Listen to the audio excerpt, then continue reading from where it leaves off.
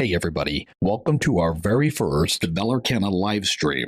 I'm Damon, the commentator, and this is my lovely and amazing wife and researcher, Amy. And this little troublemaker is the newest member of our family. You're going to want to stick around to the end of this video because as you guys submitted a ton of amazing names, we went through them all and we actually chose one. That's right, and we'll be sharing exactly what that is right before we say good night. Right, but first we wanted to thank all of you so very, very much for being here for our very first live. And here's how this night is going to run. After the intro, we're going to play one of the videos from our sister channel, Rope. That's right, and while the video plays, we'll be watching from our living room so we can see this with you guys in real time on the big screen. And we will be responding to comments during the video. But then when we return, we'll chill with you for a bit and answer any of those questions you have. Yeah, that's right. And nothing is off of the table. So if there's anything you wanted to know about us, about our channel, whatever, you can ask it. We may not answer everything, but you can ask any question you want. So get your questions ready for when we return. And we will do a cheers for every super chat of $10 or more that we get during the video. Right. And with that, here is our first video. We'll be back as soon as it's over to hang out, chill with you, and answer questions. Bye-bye. On Saturday, July 30th, 1994, right around 1 a.m., a group of young people saw two mysterious lights out in the distance. At first, they thought maybe they were headlamps from people riding bicycles. But then, by the way they were moving, they thought maybe they were flying saucers. But once they got close enough, one of the witnesses could clearly see what they were. And then she blurted out, "They're little people."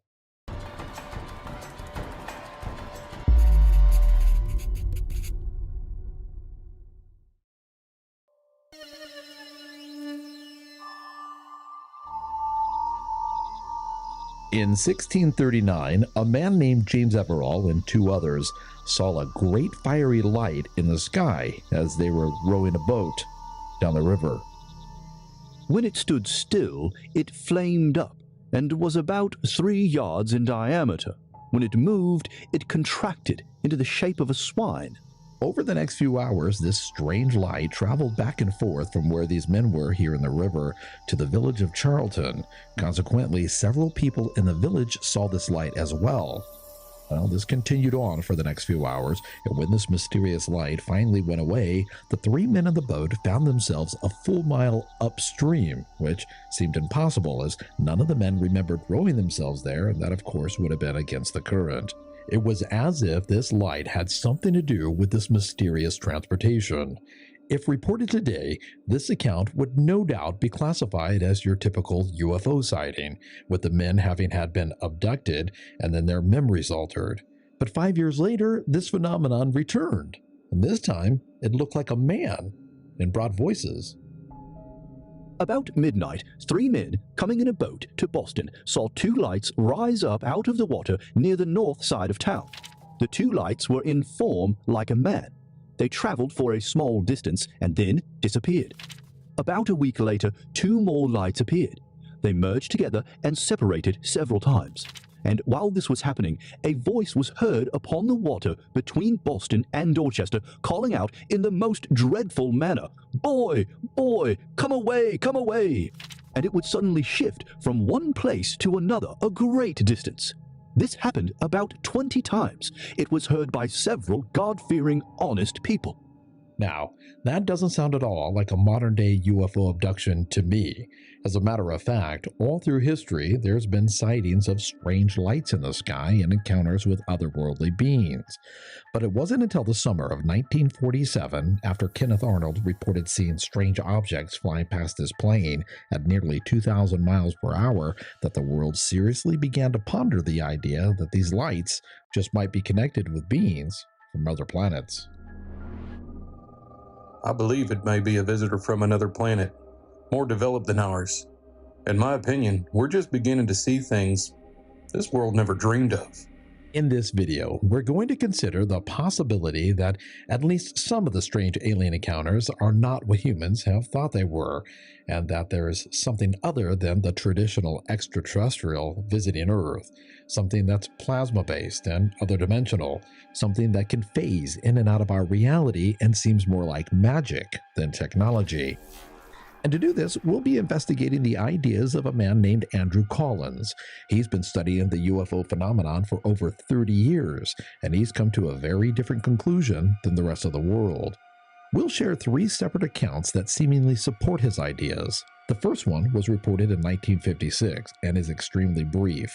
Then we'll look at a much more detailed account from 1994, where a group of young people encountered strange fiery orbs that seemed to be plasma-based and were able to stop time. And then finally, we'll look at a sighting that was reported by a sheriff's deputy just 10 years later. And then, to wrap it all together, we'll consider a few statements that Andrew Collins has made about his theories. Then stick with us for our Fact or Fiction segment. There, I'm going to take less than a minute and give you my thoughts on this whole idea. And then Amy is going to come on and she's going to share information from ancient times that seems to describe this very same phenomenon. Perhaps this has been going on longer than we thought. So this report begins about 75 years ago.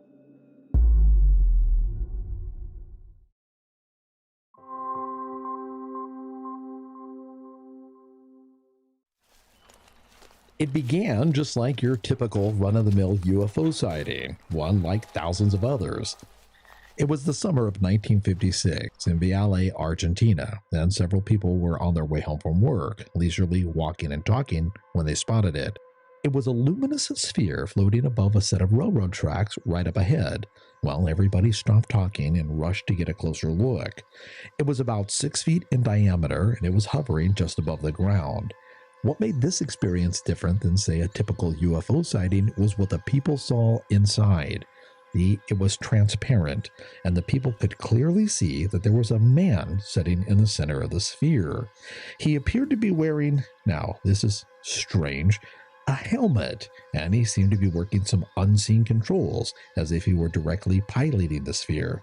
Well, several people reported that they watched this object in utter amazement for a while, until it finally flew away. A little over 4,000 years ago, near what is now known today as Avery, United Kingdom, a group of people dug chalk and other materials out of the ground, and then they piled it all together into one big heap. Then, over the next few generations, more and more people dumped chalk and other materials onto this pile, and it got bigger and bigger. No one really knows why this was done, but today, this pile, known as Silbury Hill, stands almost 40 meters high. Because of its origins, it is mysterious. It's only a 40-minute drive from Stonehenge. Well, it was here in 1994 that our next story takes place. Paul Bagley was a young musician with a passion for the mysterious. Among other things, he enjoyed exploring crop circles and watching the night skies. On Saturday evening, July 30th, 1994, he took his girlfriend, Sonia Bailey, and a buddy of theirs named Rob out to Silbury Hill. The plan was for the three of them to climb to the top of Silbury Hill and watch the skies overnight, which was against the law. See, since 1974, Silbury Hill has been closed to visitors in order to protect its historical significance. Well, the drive from their home to the ancient mound was uneventful, but the climb, even though it was done under the cover of night, was filled with a bit of law-breaking, daring adrenaline. Once they got to the top, they noticed that there was a group of teenagers huddled together at the other end of the mound's flat surface. Well, they talked, laughed, enjoyed the night, watched the skies for a while, but then a strange fog began to roll in. About 12:30, quarter to 1, this fog starts rolling in. It's really, really thick fog rolling across the ground. Not like normal fills the whole sky fog. It hits the hill, and suddenly we couldn't see anything at all beyond the top of the hill. As the three of them were contemplating this mysterious fog, they all heard a faint sound coming from somewhere down below. It sounded like someone was climbing up the side of the hill in the dark, just beyond the fog. So they all got quiet and listened, and that's when they saw the lights. Out in the distance, maybe a mile or so away, cutting through this thick fog, was what appeared to be a couple of very bright orange balls of fire. It was either Rob or Sonia who said, "What's that?" and pointed out towards the direction of Long Barrow, and there were two orange lights that looked like fire, balls of fire, and they were bouncing. As they were watching these bouncing balls of fire, they were suddenly overcome with a very potent odor of burning rubber, which Paul later said kind of smelt like sulfur or maybe smoke from a burning tire. These fiery points of light weren't just bouncing, they were moving, but at this point it was difficult to tell exactly what direction that they were headed. And as the trio was puzzling this, trying to imagine pathways and roads below, the bells of St. James's Church chimed in the distance, announcing that it was 1 a.m. And then, for some reason, all of the dogs in the neighboring farms began barking like crazy. The bell chimed 1, and all the dogs started going ballistic, and there was a really odd smell. Right then, I heard a weird whispering. So I stood up and I went to the edge of the hill and looked over. I wasn't able to see very far into the fog, and I said to Rob and Paul, "There's something coming up the hill." And at that point, I got really scared, which isn't like me. The two men shifted their attention into the direction that Sonia was pointing, but they couldn't see anything through that thick fog. When they looked back up, they saw that these fiery orbs were now heading in their general direction, seemingly following one of the many footpaths below. The lights were behaving oddly. Remember, they were bouncing up and down, so the group thought about it. Well, maybe they were orange bicycle lamps and they were mounted to the front of bicycles, which were riding over bumpy terrain. Yeah, that might be it. Well, the thought that they might be bicycle lamps reminded Sonia that she had a bicycle lamp in her bag, so she pulled it out and switched it on, hoping that they would get a better view. Unfortunately, all it did was bounce light off of the fog, making it impossible to see anything, so she switched it right back off. But that quick shining of the light might not have been the wisest thing to do, because the moment that she shut it off, the group could clearly see that whatever these fiery orange orbs were, they had now changed direction, and they were headed straight for the group.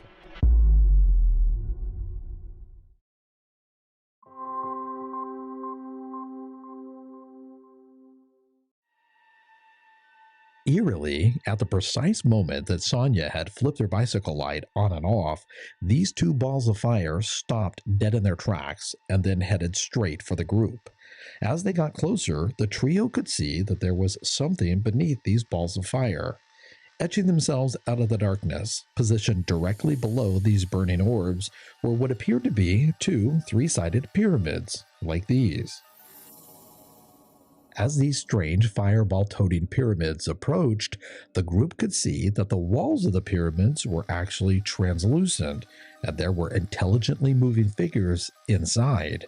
Well, the moment was surreal, and as these objects floated up the side of Silbury Hill, these figures inside these pyramids came into focus. Oh my God, they're little people. Sitting at the center of each of these pyramids was a small humanoid figure, between 4.5 to 5 foot tall. Both of these figures had their hands clasped together in their laps, as if they were in some strange state of calm meditation. The orange lights, they completely dispersed the fog, so it was almost like tunnel vision, and we could see these floating crafts clearly, but if we looked anywhere else, all we could see was complete fog. Every so often, a flow of electrical energy would roll down the sides of one of these pyramids, giving a plasma-like feeling to the structures. And you could clearly see the outline of these beings within these objects. Whatever these beings were, we still don't know to this day, but they were sitting cross-legged, and they came straight up the hill towards us. Once these objects were less than 20 feet away, reality changed. It took on this surreal quality. First, there was this growing electrical charge in the air, like static electricity. It eventually became so strong that everyone could hear the buzzing. Then everything slowed down, making it feel like it was all happening in slow motion.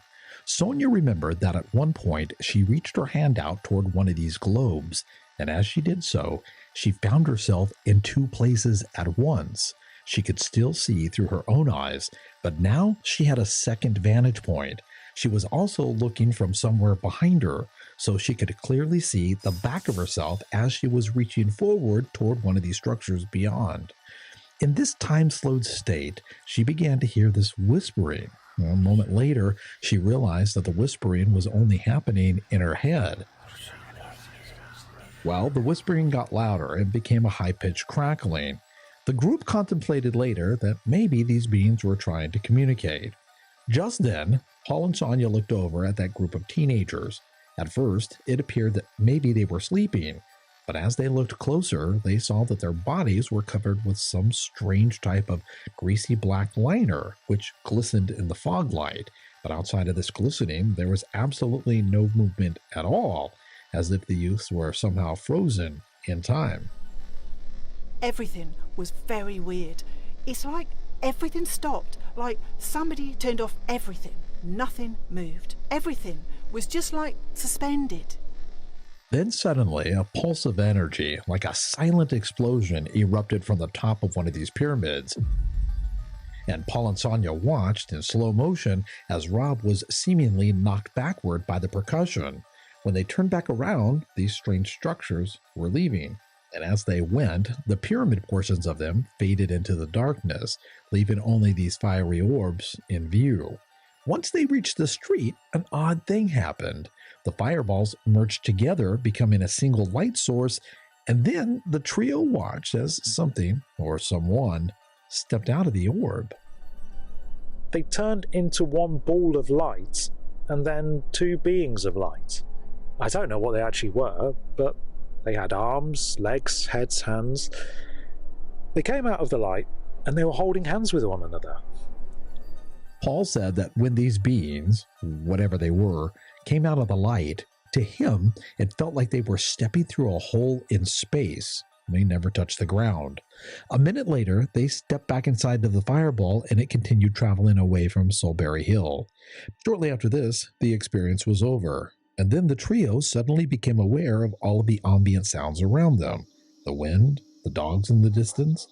This sudden audible change made it obvious that during this entire experience, all of the sounds of nature had stopped. The group reflected later that it must have been right around the time that that fog rolled in is when all the sounds dropped off. Extremely surreal. Oh yeah, it was just then that the trio looked over. Those teenagers, well, they were up and moving around and seemingly unaware that anything had even happened. Although well documented, this account is admittedly from a group of ordinary citizens. But our next account? That comes from a couple of trained police officers.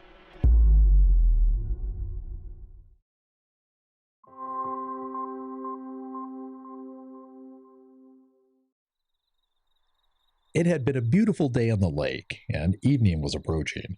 Off-duty sheriff's deputy, David Crow, his buddy, Stephen Wagner, also an off-duty officer, and a friend of theirs, who wished to remain anonymous, had just spent the day fishing. It was Sunday, April 18th, 2004, and as the men were bringing their boat back to the dock, they noticed a small blue light in the sky over the lake, about the size of a softball. Well, fascinated, they watched as this light traveled to the other side of the lake and then dropped down behind a silo on an old abandoned farm. The men were curious. They were police officers, after all. Perhaps that's a trait that goes with the job. So they made their way across the lake. By the time they reached the other side, it was twilight, and they could clearly see a faint blue glow shining out from behind the silo. They secured their boat and walked toward the glow. The closer they got, the brighter that glow seemed to become. As they rounded the corner of the silo, they saw something extraordinary. The sphere was now about the size of a small, compact automobile. It was still vivid cobalt blue in color, but it was transparent, like a large soap bubble. Inside this bubble was what appeared to be a normal human couple. The man and the woman had their hands pressed together, and they appeared to be sharing a kind of joint meditative state. Their eyes were closed. The three men stood dumbfounded. The sphere itself appeared to have a watery or plasma-like consistency. It was clearly transparent, but just slightly wavy on its surface. The experience was like something out of a dream, and Sheriff Crow was a smoker, so without thinking, he nervously pulled a cigarette out of his pocket and he lit it. And when he did, the flash from his lighter broke the couple's meditation, and then the woman turned her head and looked directly at the men. Oddly, even though they should have, none of them felt even the slightest bit of fear. It was as if some magical outside force was keeping them calm.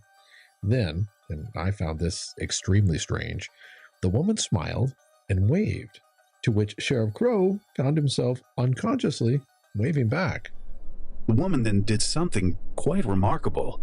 She reached down and pushed her hand through the barrier of the sphere, touched the grass, and picked up some of it. After contemplating the green shoots in her palm, she then turned and pressed her hands against the hands of her mate. The men stood there in awe as this light moved up into the night sky and eventually just faded into the background and looked like any other star. So there you have it. Andrew Collins might say that these encounters and others like them prove that humanity isn't being abducted by space aliens, right?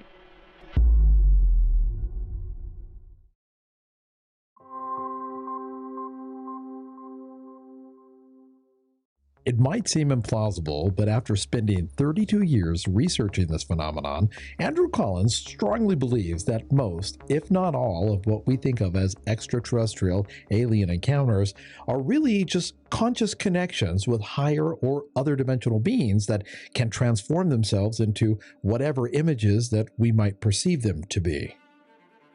The most likely explanation for UFOs is that they are plasma-based beings that can transform themselves into a structured form that we interpret as alien spacecraft. When he was asked directly whether or not he believes in the existence of space aliens, he said this. Space aliens almost certainly do exist, but the evidence presented by UFO sightings, close encounters, and missing time episodes indicates this has nothing to do with flesh and blood aliens coming from out of space. Okay, but what about all of the UFO crashes that we've all heard about? There are indeed too many recorded to dismiss all of them, but there's no hard evidence that any UFO crash was actually an extraterrestrial vehicle. Well, surely there's enough reported alien abductions to support the idea of space aliens. Aliens like the Greys are a modern-day phenomena, popularized by films like Close Encounters of the Third Kind and books such as Communion by Whitley Strieber. In the human psyche, they do exist and will be encountered by individuals during episodes of missing time, but this is of our making. This is now what we as a race expect to happen during such episodes. In the past, the Greys were the fairies of folklore and the demons of Christian dogma. And some semblance of them has been carried over to our modern-day vision of their existence. So, in that respect, yes, aliens like the Greys do exist. Okay, but what about the alien agenda and this interplanetary breeding that seems to be going on? I do believe that light-based intelligences behind missing time episodes must have their own thoughts and agendas. However, I doubt whether those are universal agendas, since they are interacting with us in a manner that we want or expect them to. Some part of us wants harrowing medical examinations and evidence of sexual manipulation in order to create a hybrid race. Seemingly, we've wanted this ever since medieval times, when sinners were often thought to be dragged off to hell to undergo pain and torment at the hands of demons and devils. All right, then, explain implants. That's definitely hard evidence of space aliens. California's surgeon Dr. Roger Lear has removed a number of objects that people claim to be implants. But any suggestion that they possess extraterrestrial characteristics is pure speculation. So, to recap, Collins believes that UFO close encounters are not at all what we thought they were. He says that they're actually interactions with higher dimensional reality, or bubble universes as he calls them. He says that connecting with them causes us to see and interact with all kinds of horrible things like DNA altering aliens that aren't really there. And it's more or less our consciousness that's creating a false reality, basically because that's in our nature, or we believe that somehow we deserve these things. And the few experiences that people have had over the years, like the ones in this report, where the mind is kept clear and open, shows that there's strong evidence to support his ideas. If we just let go of our fears and embrace these experiences differently than we have in the past, they can transform us into better individuals, bringing out our creative genius. Such experiences almost certainly happened in the past, just as they do now. And to see them as exclusively the product of an alien agenda is to undermine their true value to humanity.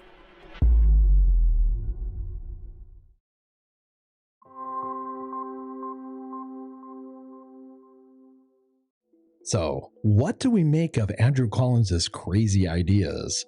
Are there really no such things as traditional space aliens? So many people all over the world have claimed to have had encounters with other planetary beings that it seems almost impossible to me to believe that all of them got it wrong. But then again, Collins does seem to be right about one thing. Overall, the human race sure does seem to be a bunch of negative-dwelling individuals who create the very nightmares they're trying to avoid. And it seems like that's just human nature, to get upset when the line isn't moving fast enough, or someone doesn't quite measure up to our expectation, having no time to give a little extra love to those a little bit less fortunate. Quick to bite, slow to comfort. Perhaps some of the alien encounters are what we've always thought that they were, and perhaps there are also higher dimensional beings of light and love that visit us from time to time as well. Amy found evidence that this phenomenon, believe it or not, has been going on for thousands of years. We're going to be stopping this at 50,000. Oh, yeah. We're at 46,000 by the time of this recording. 46, Right. something like that. So what's going on? So I looked into this idea of orbs or spheres as like a mode of travel. This goes back to ancient times, and they are called Merkabah spheres. Now, if you do an internet search, one of the first things you'll find, it says, Merkabah spheres are rooted in ancient Egyptian times. Oh, wow. And they say Mer means light, Ka, spirit, and Ba, body. So the translation is this vehicle of light to transport the body. But if you dig deeper and deeper into that, I can't find any primary source where they're like, here's this hieroglyphic. Wow. So there is an ancient Egyptian word, I believe it's Merket. Okay. And it is actually an instrument to measure time, which I thought, well, that is very interesting. Yeah. And they called it the instrument of knowing. Okay, so, maybe there is a link to this word Merkabah that goes back to ancient Egypt, right? Yeah. Okay, so where I really feel like I kind of hit pay dirt was in the book of Ezekiel. I think it's chapter 1, I think verses like 4 to 26. It talks about this chariot of God, I believe it says, and that it is driven by the likeness of man.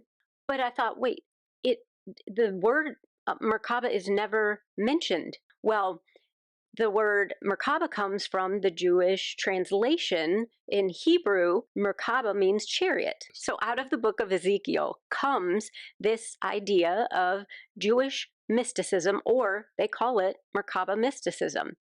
And one of the central themes is this Merkabah, or vehicle of light, to transport you to other dimensions through space and time.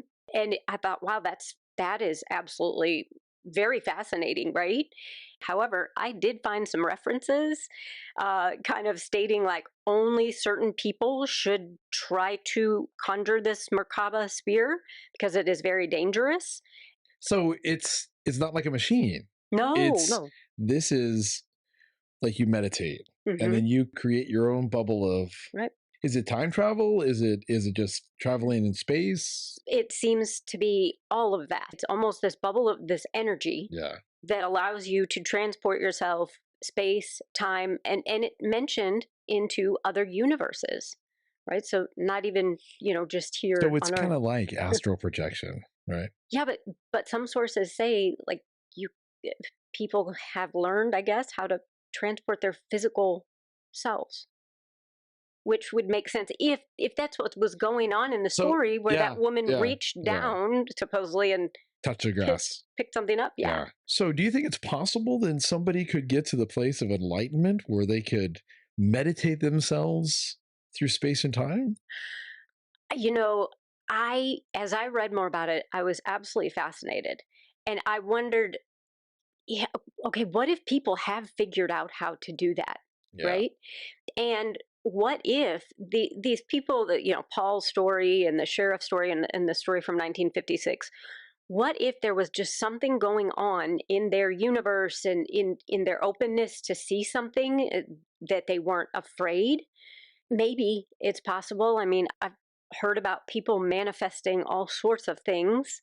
Yeah. So why couldn't there be somebody so enlightened that they could manifest travel through space and time? So what do you think about Andrew Collins's ideas, though, that we're not being visited at all by anything flesh and blood from another planet, but this is higher intelligences, bubble universes, and it's only us that are making, the nightmares. Right. What do you think about that? I kind of dug into that as a possibility because the term flying saucer or whatever came out, and then all of a sudden everybody's using the term flying saucer. Right. And then someone came out with, I was, abducted by aliens and this is how they look. Right. And then everybody explains them in the same way. Yeah. Okay. Now the argument can be made. They've all remained the same because they have the same that's experience. Who they are. Exactly. Right? Yeah. People see gray aliens because there's gray aliens. Yeah. Right. Yep. All right. Well, thanks again. You're welcome. You may not know this, well, then again, you might. Reports like these are my favorite type of reports. I love anything that has to do with time travel or other dimensions. Like the account of Roxham Road, people have claimed to have encountered a peculiar old hermit while enjoying the waters in Roxham Road, England.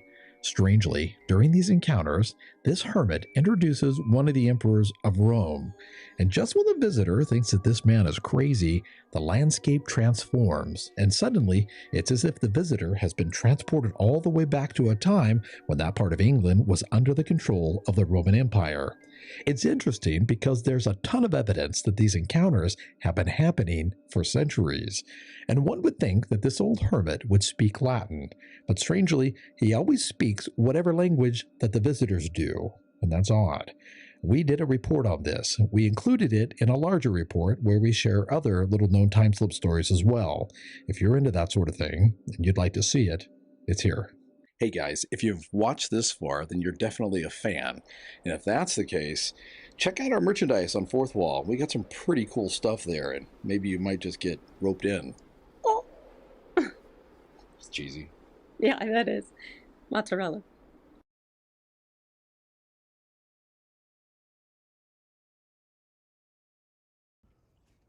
Is that us? Can you guys... Hey, everybody. Say something. Hey, everybody. We are just so excited as we were watching the numbers of people go up. I don't know. We're just like giggling. And I'm insanely nervous. Yeah, so we changed the lighting. It was a little bit bright a minute ago, right? I put a coat on. And the puppy was asleep. She's starting to kind of rustle around now. So too difficult to hold her here on the desk. Oh my gosh, So, yes. As you noticed in the beginning, she was like biting on my hands, and I'm like, no, it's no problem. And inside, I'm like, oh my gosh, stop. So in a minute, we're gonna do a cheers, and just to show you, I love this. I'm not sure where I got this, but check it out. Damon, what does it say? The man, myth, the legend. What? And Amy's going to be cheersing with this. Now, listen, YouTube has strict rules on things like cheersing, right? So we're going to cheers to this beautiful, clear liquid right here.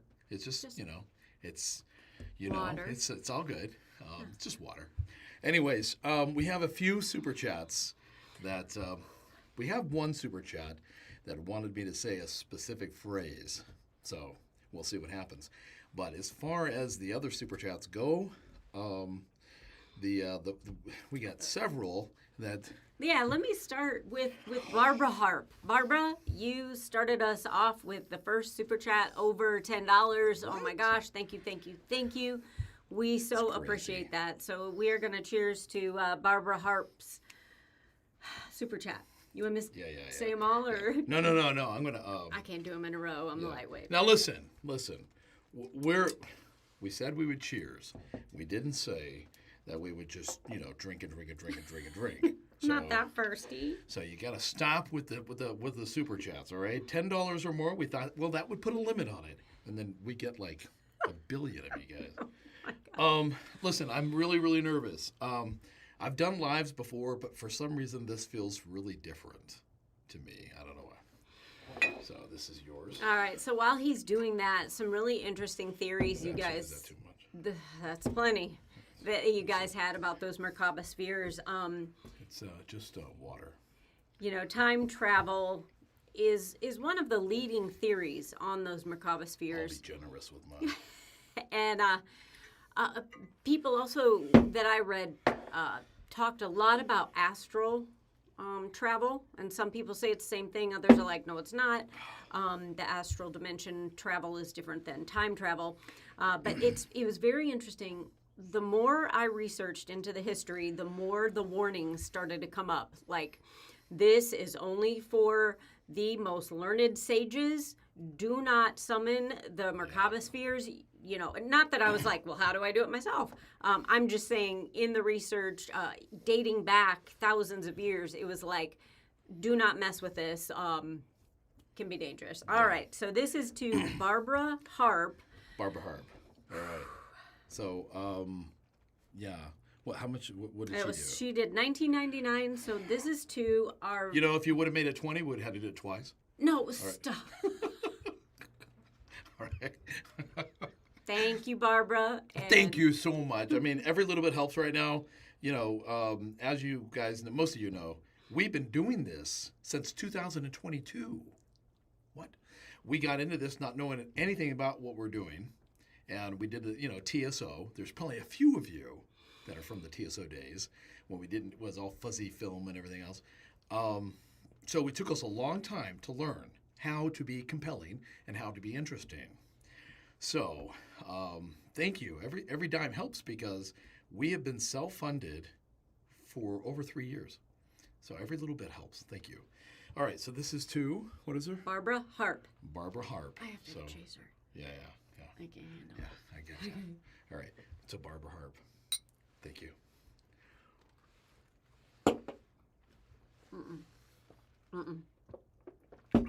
Yay, Barbara.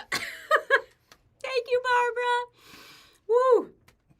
I had something that I was going to say after that, and now my eyes are watering. So yeah. I don't remember what I was going to say. It was something about throwback to the TSO days, Merkabah spheres. I don't know. It was probably something super interesting. Yeah. Anyway. Yeah. Let's see. And we're gonna wait for a second before we do another one, and I think we're gonna do a little bit less, just a little bit less in the shot glass, just a little bit. I'm not gonna shortchange you, I promise. Okay, so Too Corrupt said, Damon sat and cheers with you, and then Too Corrupt, my brother from a different mother. You and I are gonna be going at it again, okay? I'm not putting up with your sass. He's running his mouth. Amy with her tiny water cup. What it is? That's fine. You know what? Yeah. Oh, that's what I was going to say. This is not a plug. These are not for sale. So whenever I look... They're not for sale anymore? Not this particular one. So here's what happened. I love that. When I, design merch, I look at different companies and I'm like, okay.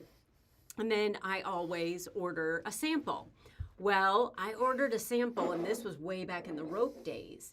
And I got it, and it was like, I washed it, and the thing came off completely. Remember that? Oh, yeah. And I talked to the company. Yeah, that same one, right? So if we were to wash that one in like the washing machine or something, it'd come off. Is that what you're saying? Well, but no. So I bought this one going, okay, I'll try it because they said they have a new process. And I thought, I'll try it.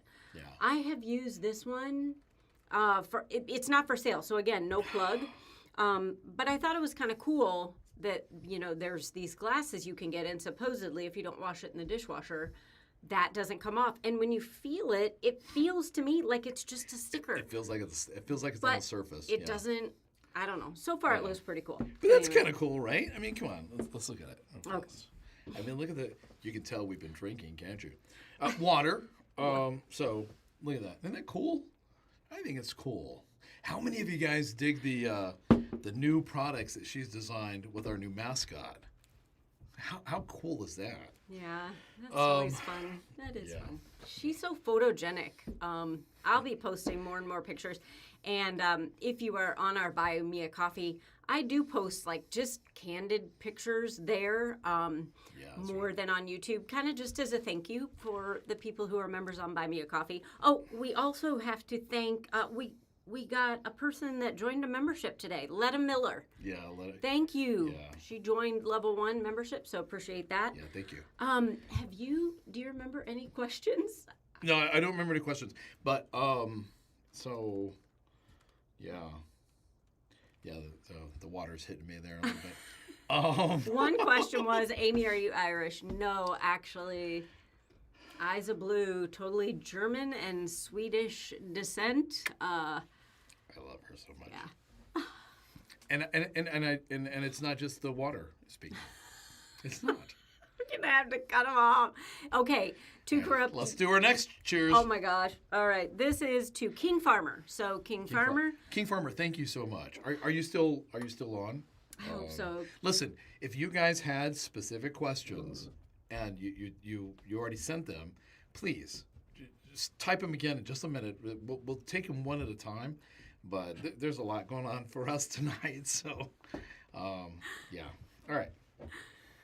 June Song, Jeff Ascending. And remember, nothing's off the table. Oh, also, if you're not on our Discord, so if you're on our Discord, yeah, you can hear the puppy, can't you? If you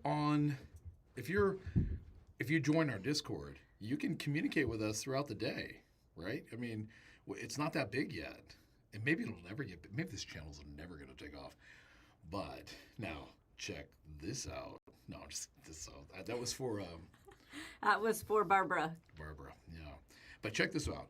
You can join our Discord and then connect with us all throughout the day. We have like a Discord that we're always on, right? Well, I'm always working, but throughout the day I'll respond. Yeah, we get on and we post pictures there. We post links, there as well. Sometimes like, hey, check this out. Tiny water corrupt. Oh my gosh, tiny water cup to corrupt. All right, so cheers to King Farmer. Thank you. Thank you. Thank you, King Farmer. Thanks so much. Cheers. Much appreciated. Oh gosh.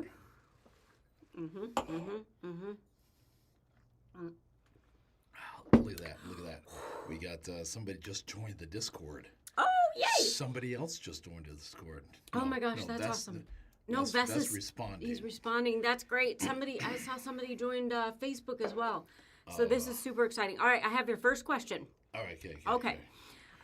When will we get to hear Damon's NDE? So this is somebody who's been with us for a while, and no. Was it just in the? No, we didn't do that one, right? It's personal, It's a real thing, right? And it's close to home, and it's insane. Like the story, what happened to me. I was there. I saw it. I know what I saw. I know the difference in the universe. Yeah, I saw it firsthand. And there's nothing that scares me now in the physical world,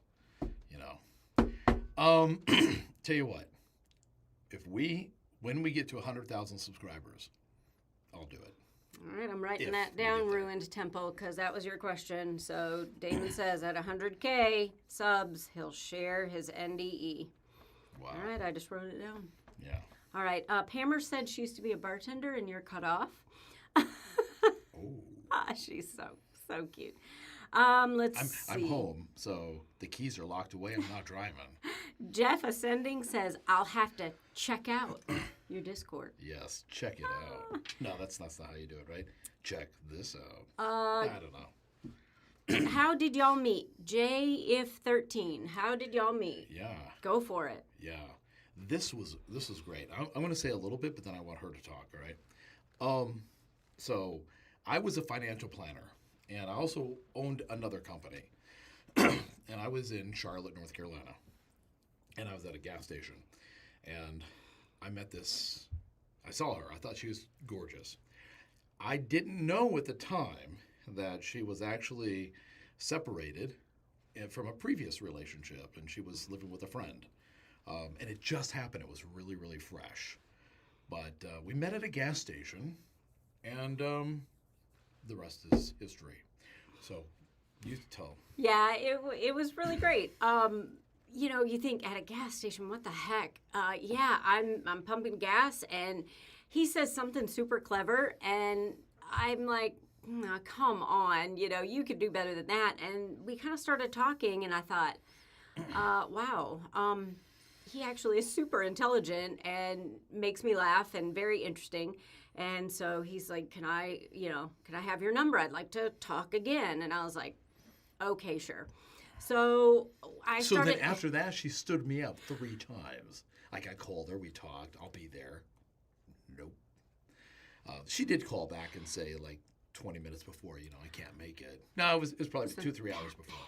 But yeah, so. But yeah, it was, I was, I don't know. I don't know. I had a kind of just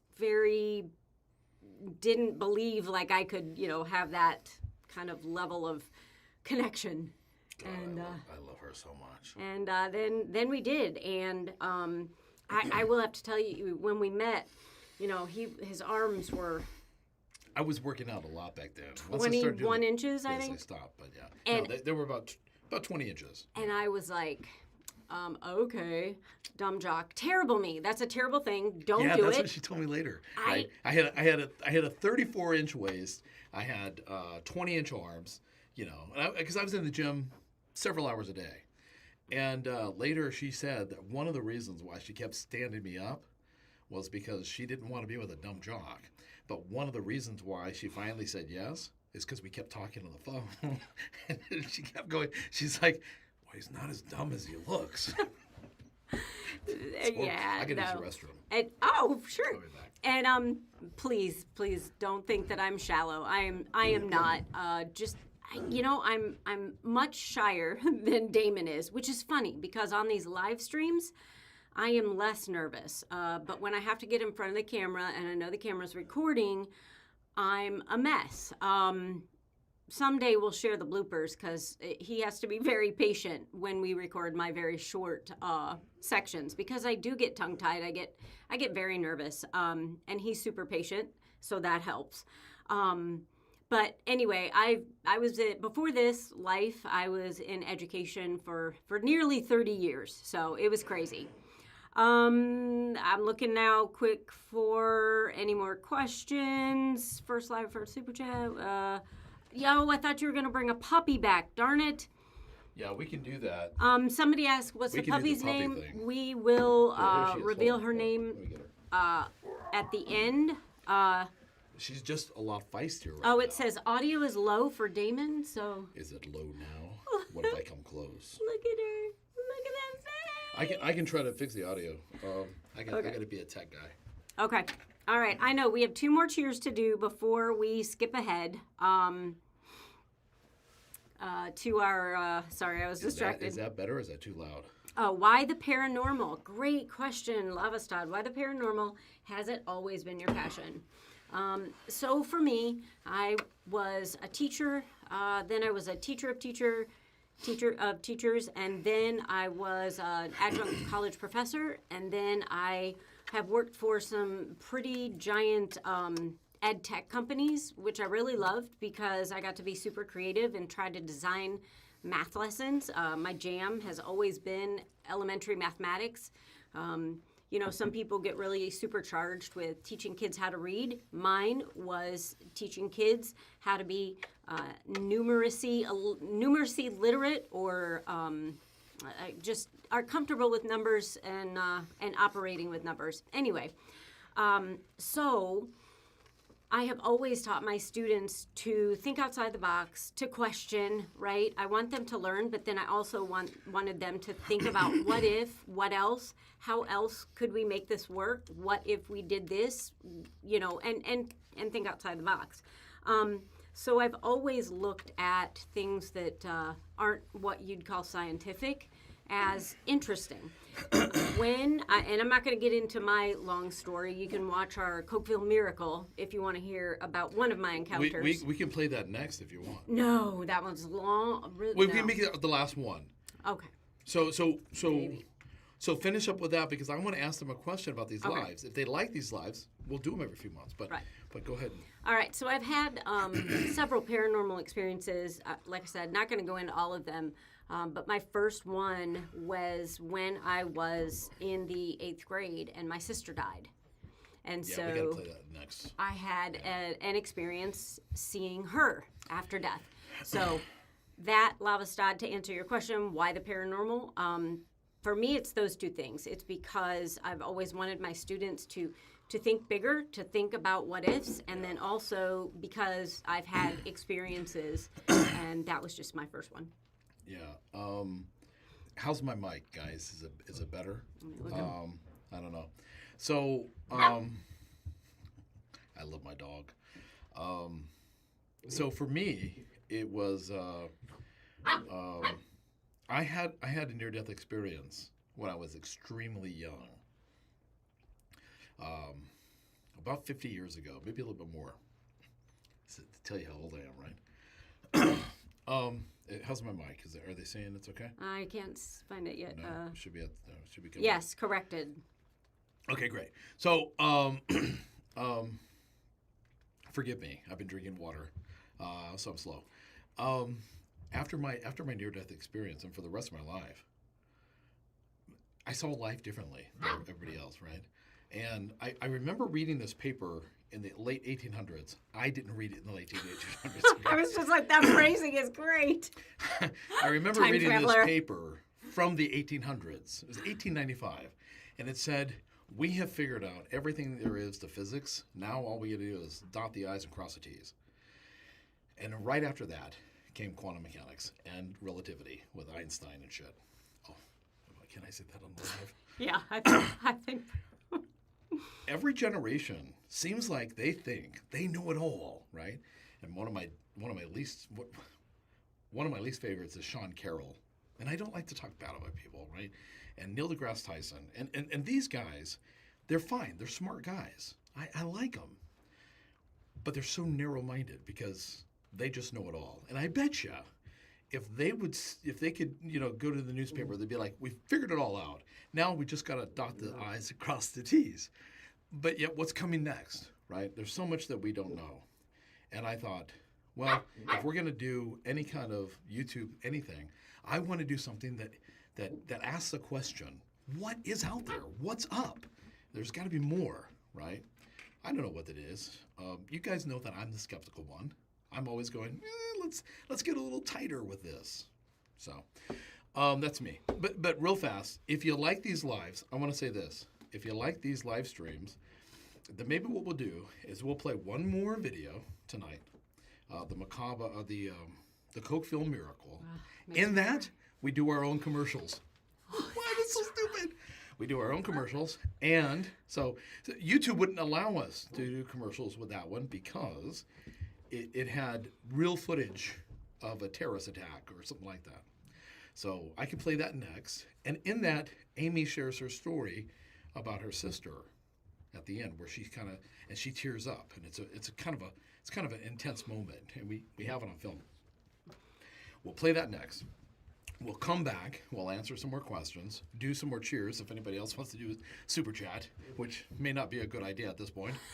I mean, if you had any reference for the great commentator Damon, maybe no more. Anyway. And share the name of the puppy. And we'll share the name of the puppy, right? But if you like this idea, let us know. If we get an overwhelming consensus, yes, every 2 months or so, do a live like this. We'll throw some videos from Rope, a couple videos. We'll answer questions. We'll have some water. Y'all, I'm dying to tell him, right? Because I've been trying to, keep one eye, which, neither of my eyes are good. So on the chat, but it's like, without us, they've been discussing. Yeah. I love these live streams. We should do one a month. Yeah, I'm in. Let's do one a month. No. I was like, okay, guys. But I love it. I love the energy, right? Super positive. Yeah, I love these guys. All right, so we've got two more super chat thank yous to cheers to before. Oh, yeah, okay. Okay. Yeah. And then I'll look for more questions. So, do you guys want to see the Cokeville one? It's like 39 minutes, but I'm telling you, it's amazing. It's definitely one. It's one of my favorites. And for those of you that... And then we'll come back. We've got quite a few comments that have asked... We've got quite a few comments from people asking, can you do some more miracles, ones on miracles? And that one, gosh, we've got the book here somewhere. I was a mess, y'all. I was an absolute mess. Poor Damon, he just would hear me sobbing. And, I was reading all these witness statements, and I actually got a hold of a couple of the children that are now adults, and they were willing to converse with me. They were not willing to get on camera or anything. But, that one just tore me apart, but also, I can't. All right, this cheers is to the Vesikovenko. Oh, wow. $10 super chat. Yes? Oh, God, you're going to make me cry. Vess is a moderator. Vess is also almost fully in charge of our Facebook. He and Paranormal Labs are amazing moderators that will help us respond to comments. So thank you to both of them. But Paranormal Labs has been with us as a commentator, and way before that. As a moderator. I think it's the water. Paranormal Labs has been with us since the early days of TSO. He saw me in that sailor's outfit, right? If you guys like the lives, and if we get to like 250,000, we'll show the sailor's outfit I was in. You want to see that one? That goes back 3 years ago, right? She picked the costumes out there. Stop. It's not my fault. All right, we're cheersing now. Enough. Anyway, real fast, I just want to say Paranormal Labs does great, and he doesn't always get the credit, right? Because it's a different time zone. So thank you, Paranormal Labs. I really appreciate you. And Vess, of course. All right, Vess actually said the puppy told him to do this. So, did it? Puppy, all right. This is to you, well, from Uncle Vess. Yeah. Cheers. Cheers.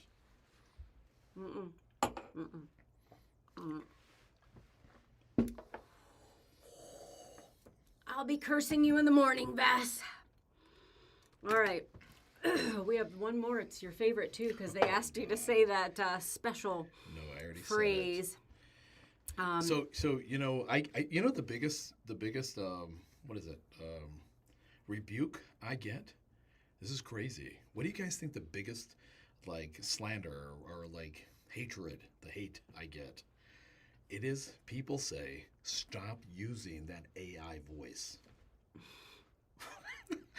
We've had several people this last week say, if you didn't use that AI voice, your channel might go somewhere, but you're using an AI voice. And I'm like, it's my voice. What can I do? I just thought this was interesting. Okay. Don't spit in the mic, Damon, LOL. Oh. Sorry. No, I don't think you were spitting. I think. My God. But a couple of people are saying, is Damon's mic directional? Because sometimes he gets... breathe heavy. No, he gets quiet. Oh, yes, it is. Both of these mics are directional. But Amy is much closer to hers most of the time. I have to lean in. Yeah. So Greenleaf, you might have to give me a little bit more context here. It says, the short video the other day, people were asking, so please let us know. So Greenleaf... Oh, yeah. No, she's talking about me. Right. Like what genre? Oh, okay. We kind of got it now, right? So from here on out, and you guys are in the live, so you get to hear this, and nobody else knows it. So Phil Special is 80 of you guys. From here on out, we're gonna do ghost stories, and alien encounters, and then ghost stories and alien encounters, and then something else like psychic stuff or reincarnation. So mainly ghost stories, then alien encounters. Oh, and then it does a thumbs up on my screen. And then we're gonna do something else like that. So we're gonna try to narrow it down. The reason why is because YouTube, the algorithm says they'll show it more if we have a little bit narrower approach. Right. So. But we are still gonna sprinkle in NDEs, no, for sure. Psychic encounters. Nancy, somebody asked me, I can't remember if it was on this chat or in a comment, they said, so far, who was your favorite, quote, famous person, I guess, or guest. And it definitely is Nancy Weber, psychic Nancy Weber. And just because I've got to talk to her quite a few times, she actually asked me to look at a book she hasn't released yet. It's for children. And look at some of the drawings that she did and also the message. And so I felt super honored. But she's been my favorite simply because she is genuine down to her soul. Her soul is good. So she's quite an amazing lady. So we'll continue to do stories like that as well. So I'm reading this right here, and it says muffled. I thought I fixed my mic. I can try to do more to it. And then somebody else asked me to do Mickey Mouse, so here I go. Hello, Goofy. How are you? Did I do good? Oh my gosh. All right, and Truth Hand Dogs says cryptids. Yes, we will absolutely throw in some encounters like that. I felt like the one you did where the man, Keith Williamson, would not say, I saw a dog man or a cryptid. He described it as Anubis. And he said it was really interesting. I love that. On a very hidden, very long interview I listened to with him, he said, I guess he was on some paranormal show. I can't remember. Some of you probably remember what show that was. But he said it was the producers of that show that kind of kept pushing him to say, call it a werewolf. And because they lived in London, Ohio, they could bill it as the werewolf in London, Ohio. And that's why we And he wouldn't do it. And no, he wouldn't. And he never said, if you listen to just the words he says, he never said that. He was like, I don't know what it is. It looked more ancient, like Anubis. And yes, truth and... Yeah, and I'm going to say something here. Listen, her research is outstanding. And we made a vow when we started this channel. We're not going to put anything on this show that we can't verify. And if we can't verify it, like we did an email that was anonymous. That's fine. We'll tell you. We'll be like, okay, here's what we could check out. And she checked out quite a bit of things, and it turned out to be kind of insane. If you know what I'm talking about on that one 217, if you remember that video, that was a mind blower. The stuff she found out. And that leads me into answering this question. Sage Rat, question, Amy, how long does it take you to research a video? Watch this. Check this out. 80 hours is really the minimum. 80 hours is 80 hours is the minimum that she works. But how long does it take you to research? Because you do a lot in that 80 hours. Oh, yeah, that's right. We spend about 80 hours apiece on the videos. Right. But the research... Right, and the 80 hours isn't in 1 week. So, yeah, like he's saying, I might spend some time researching, spend some time getting media. I would say probably 30.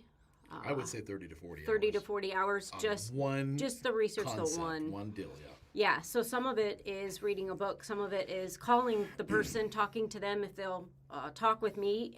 And some are like, okay, we will absolutely do that, and others won't. And then a lot of it is digging into freedom of information, released documents, calling. Nobody wants to give information up. Like she'll call sheriff's departments. Yeah. She'll call newspapers. Newspapers are more willing to give. But sheriff's departments, government facilities, and they don't want to say anything, right? And we don't want to put anything out there that we can't verify. Right. So she'll go through all the steps it takes, and it is hoops to jump through. She'll go through all that shit. She'll go through all that stuff, and they have to send us the information. So. Yeah, and it's kind of funny because I've learned the game, so to speak. Now, I have to say, some sheriff's departments, some libraries, some county offices are really awesome, very kind, and others are like, don't call us, we'll call you. And I'm like, Actually, you have to respond because I gave this to you in writing, Yeah. and I'll go find, the little disclaimer, it's against and the it's law like, not to respond. you actually have 3 weeks, and you have to tell me something. So, She's badass. Nah, I would it's- not want to have her as my enemy. it's just persistence. That's all. But okay, it's also so- interesting. So real fast, because I'm not getting all some of the.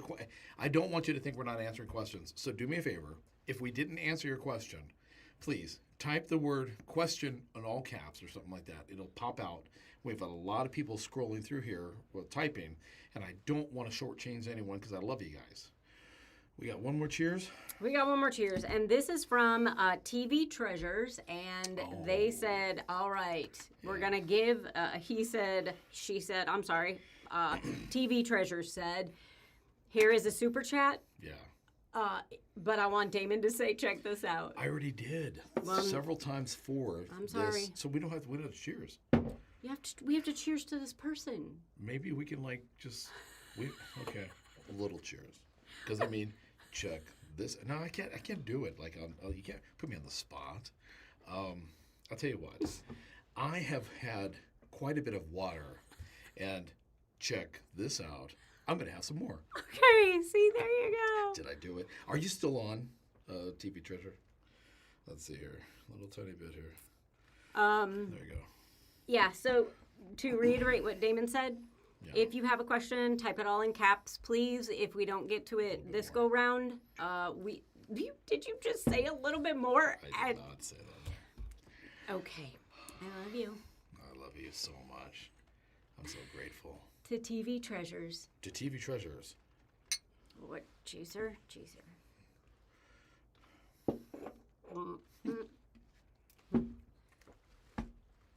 I'm going to look at this tomorrow, and I'm going to be like, oh my gosh, the faces I make. Well, yeah. All right, so funny story really quick, and then whatever you want to talk about.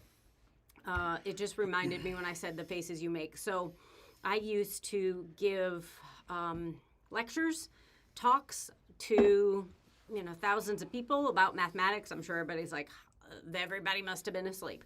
It was actually really interesting and very fun. But when you do that, when you go to these conferences, you also go to conferences and you attend. And I had a really great friend who would sit across from me, and there were times she would say, Amy, fix your face. Fix your face. Because if the person was saying something, and I didn't realize I was doing it, that I was like, what? That makes no sense. Apparently, you could just read it on my face. So. Oh yeah, you can. Express it. Well, it's you expressive. guys should see it sometime. It's interesting. Okay, audio volume low. Again? That's what David Lancaster said. All right, so You're welcome, TV Treasures. so Mr. Lancaster, help me out, please. I've turned the volume up several times. Is it my mic? Is it her mic? What can I do here? I don't know. I've got the full mic. I can see the mic there is loud. So say so. Anyways, we're gonna stop anyway. We're done. Let me know what you guys want, and whatever you decide, I'm gonna make happen in the next 2 minutes. 1, we can call it a night. We should. 2, we can go on. We should. What I mean by that is I can play the Cokeville Miracle episode. That's the one where we do our own commercials. There's actual footage of real, terrorist attack.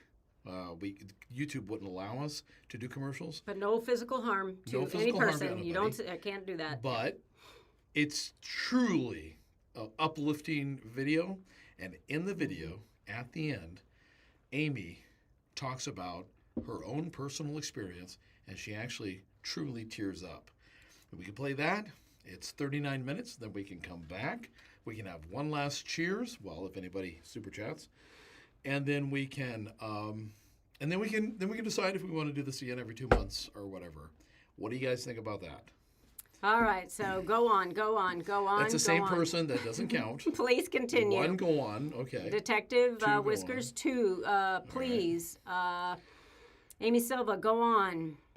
Truth and dogs. Where's the puppy? She just ran out, actually. She just ran out. Jerry's, I agree, volume is softer on Damon's, or maybe Amy's is set on loud.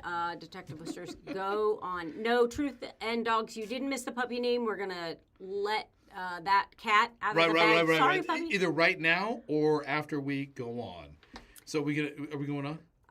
One more Ruin video? Temple, we're on. Lilith Magica, go on. Jay, go on. Does that make my mic louder? Richard, continue. Angela, you didn't miss the puppy name. All right, so.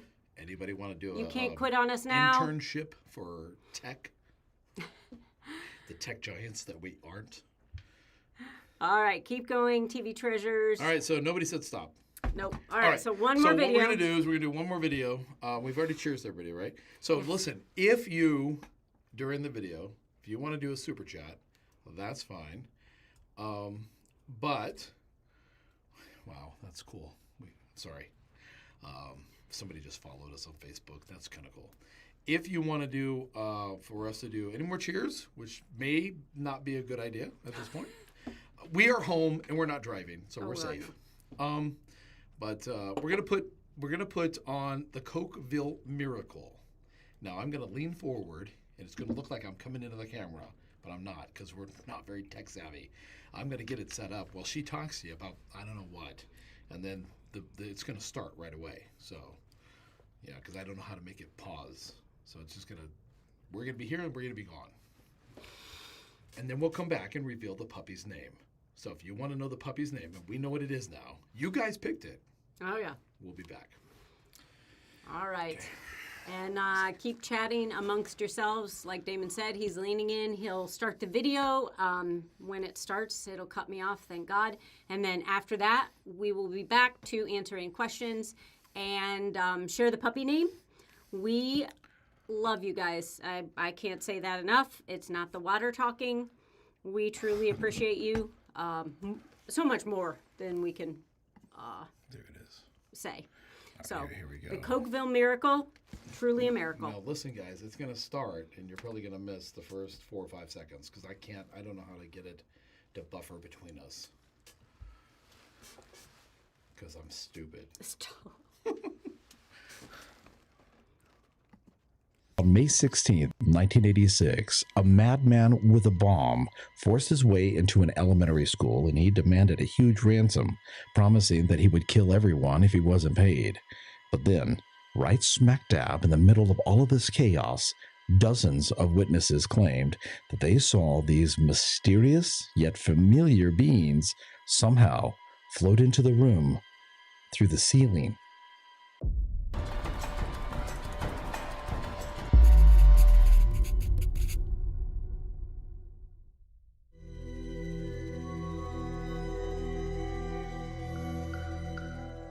Many people believe that there are these indescribable beings out there living in another realm, and at just the right times, for whatever reasons, they get involved in our lives.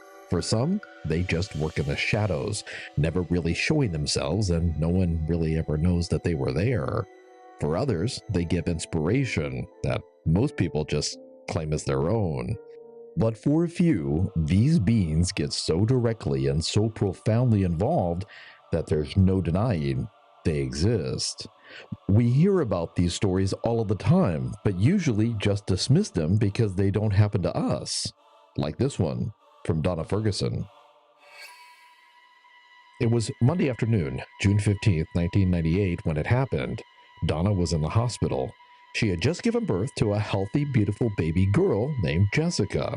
Family and friends were there, and among them was her partner Gary and a good friend named Shirley. Well, at some point, while they were all making goo-goo eyes at the baby, Donna started to feel overly tired. But this wasn't her first birth, so she thought she would just power through it and rest after everyone left. But the nurse thought otherwise. She felt that Donna looked a little peaky and had had enough excitement for the day. So she asked everyone to leave, took little baby Jessica to the nursery, and then told Donna to get some rest. By the time Gary and Shirley left, I could barely stay awake. Donna fell asleep fast. Well, she more or less passed out. Then, around 2 in the morning, she heard this very real, audible voice. Wake up, wake up. I kept saying softly. I didn't want to and tried desperately to ignore it, telling myself, I can't wake up. I'm so tired. I need to sleep. But the voice, which remained at the same pitch and the same tone, was persistent. It was determined to wake her up. Like the annoying alarm clock, she couldn't ignore it. And as she was struggling to wake up, it gave her another instruction. It told me to press the alarm. I didn't even know there was an alarm. Still, I couldn't open my eyes, but I managed to find enough strength to lift my arm. Feeling a wire hanging next to me, I pressed the button. A moment later, the lights were on and Donna found herself surrounded by a slew of people who were all telling her to stay awake. Donna also discovered that she was completely soaking wet, and later she found out that she had been lying in a pool of her own blood. Well, the next thing that she remembered was waking up back in her room several hours later. For some reason, a large part of her placenta had been left in her uterus, and her body had been aggressively pumping out blood, trying to get rid of it. Well, the surgical team removed it, and then they had to give her a blood transfusion to keep her from dying. The next morning, the doctor came to see her, and he told her that she was extremely lucky. He actually said that he had never seen anyone looking so gray and so unwell who was still alive. I told the doctor that someone had woken me, and he said that it must have been my guardian angel, because if I'd lost much more blood, I wouldn't have survived. Donna is convinced that some higher intelligence, one that she calls her guardian angel, must have come into her room that night and been the voice that caused her to press that emergency button. In this video, we're going to consider the possibility that there really are otherworldly beings out there who have our best interest in mind. And to do this, we're going to be focusing on a deranged madman and his diabolical plan to kill over 100 children. First, we'll share a little about the students that found themselves as his hostages. And then we'll give you a brief history on this guy himself. Some people say that his genius somehow corrupted his brain.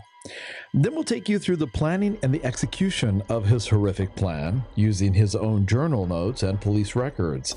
And finally, we'll share how several witnesses swore that they saw mysterious beings come through the ceiling of the school just moments before the bomb went off. Then stay with us for our Fact or Fiction segment. There, I'm going to share my thoughts on this case. And then Amy is going to come on, and this time, instead of sharing some additional information about the case, she's actually going to be sharing a story of her own when she was visited and comforted by another worldly being. So, this story begins in the small town of Cokeville. YouTube's policies state that any video showing raw footage of violent events is not eligible for monetization. Since this video contains footage of a bombed classroom, all commercials will feature Damon and Amy as the advertisers.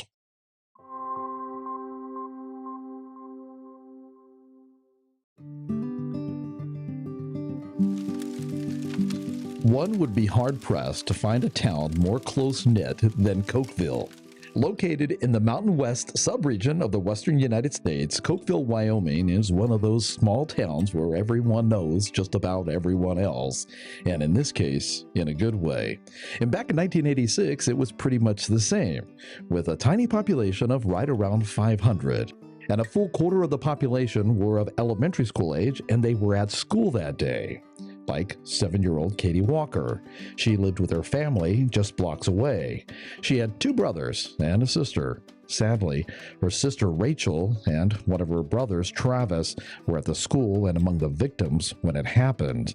And both of her parents, Kevin and Glenna, were EMTs who, not knowing if their children had lived or died, had to be strong as they were part of the rescue team.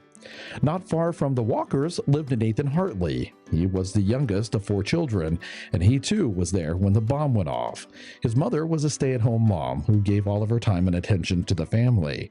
But his father, well, he worked as a sheriff's deputy, and unfortunately, he would be the one who would have to sift through the aftermath from the explosion that his son was in.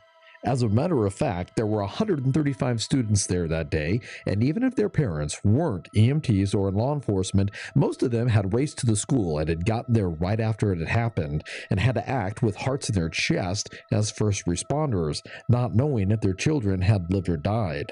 When Amy was sharing this part with me, my mind raced. You know, we do a wide range of reports on possible paranormal events, but I don't think that we've ever done one like this before. And I kept thinking, what type of a person could walk into a school with a bomb intending on blowing up children in order to get his way?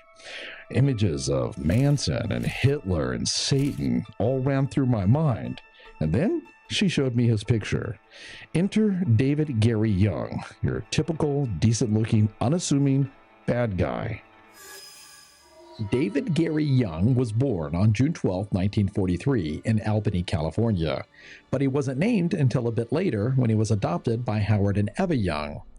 He had an older brother, Harvey, and a younger sister, Janet, and shortly after he was born, the family moved to Iowa, which, if you watch this channel on a regular basis, you know that that's where Amy grew up. David grew up in Grinnell, Iowa. Even as a child, he liked guns, but I never knew him to be violent. He didn't associate with other children. He was different. He didn't follow the path, and the world was kind of mixed up to him. He got straight A's in school, even in the tougher classes. In psychology, criminology, everything was straight A's. David left Iowa when he was 28, and he wandered around the country for a bit, living in Nebraska, Idaho, Texas, Wyoming, Oklahoma. Well, finally he ended up in Tucson, Arizona. But interestingly, along with other jobs in between, he actually worked in law enforcement in several states as he moved from one to another. He even worked in Cokeville as the marshal for a bit in 1977, but he was let go after just 6 months. David was fired because he cared more about dressing up like Wyatt Earp with a show of guns than in actually enforcing the law. All of the research that Amy dug up on this guy suggested that he was highly intelligent, but didn't quite fit in.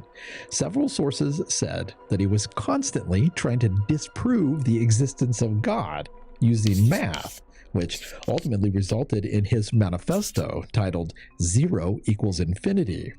After the bombing, the investigators found that he had been keeping journals for years. He started writing in the journals when he was 25 or 30, somewhere around there. He was extremely brilliant. At one point, David took a philosophy course, and it was obvious that he did not agree with the book.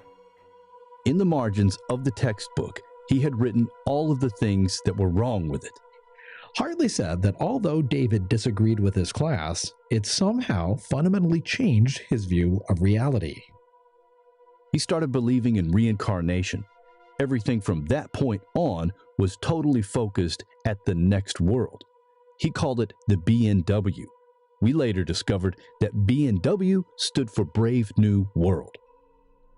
Reading through David's journals, Hartley surmised that it was right around this time that David started devising a plan that he called the Biggie. In this plan, he would commit suicide, and then he would become the Lord and Master over the next world. Well, in order to do that, he'd of course need people to rule over once he got there. According to David, they would have to be highly intelligent. So, for whatever reason, he zeroed in on the children of Cokeville. Ironically, he believed that by gathering them all together and putting them in a small room and then blowing them to smithereens, he would somehow be saving them from their overly controlling, corrupt teachers. Well, at this point, you may be thinking about my open, remembering how I said that he had demanded a huge ransom, but the investigative team believes that he only did that as a ploy to keep everyone calm. Well, he set his date to execute his biggie on May 16, 1986, but before he did that, of course, well, he'd have to blow up a bus. Senora, what would you like to drink? A coffee. To support our channel, buy us a coffee. Or become a member.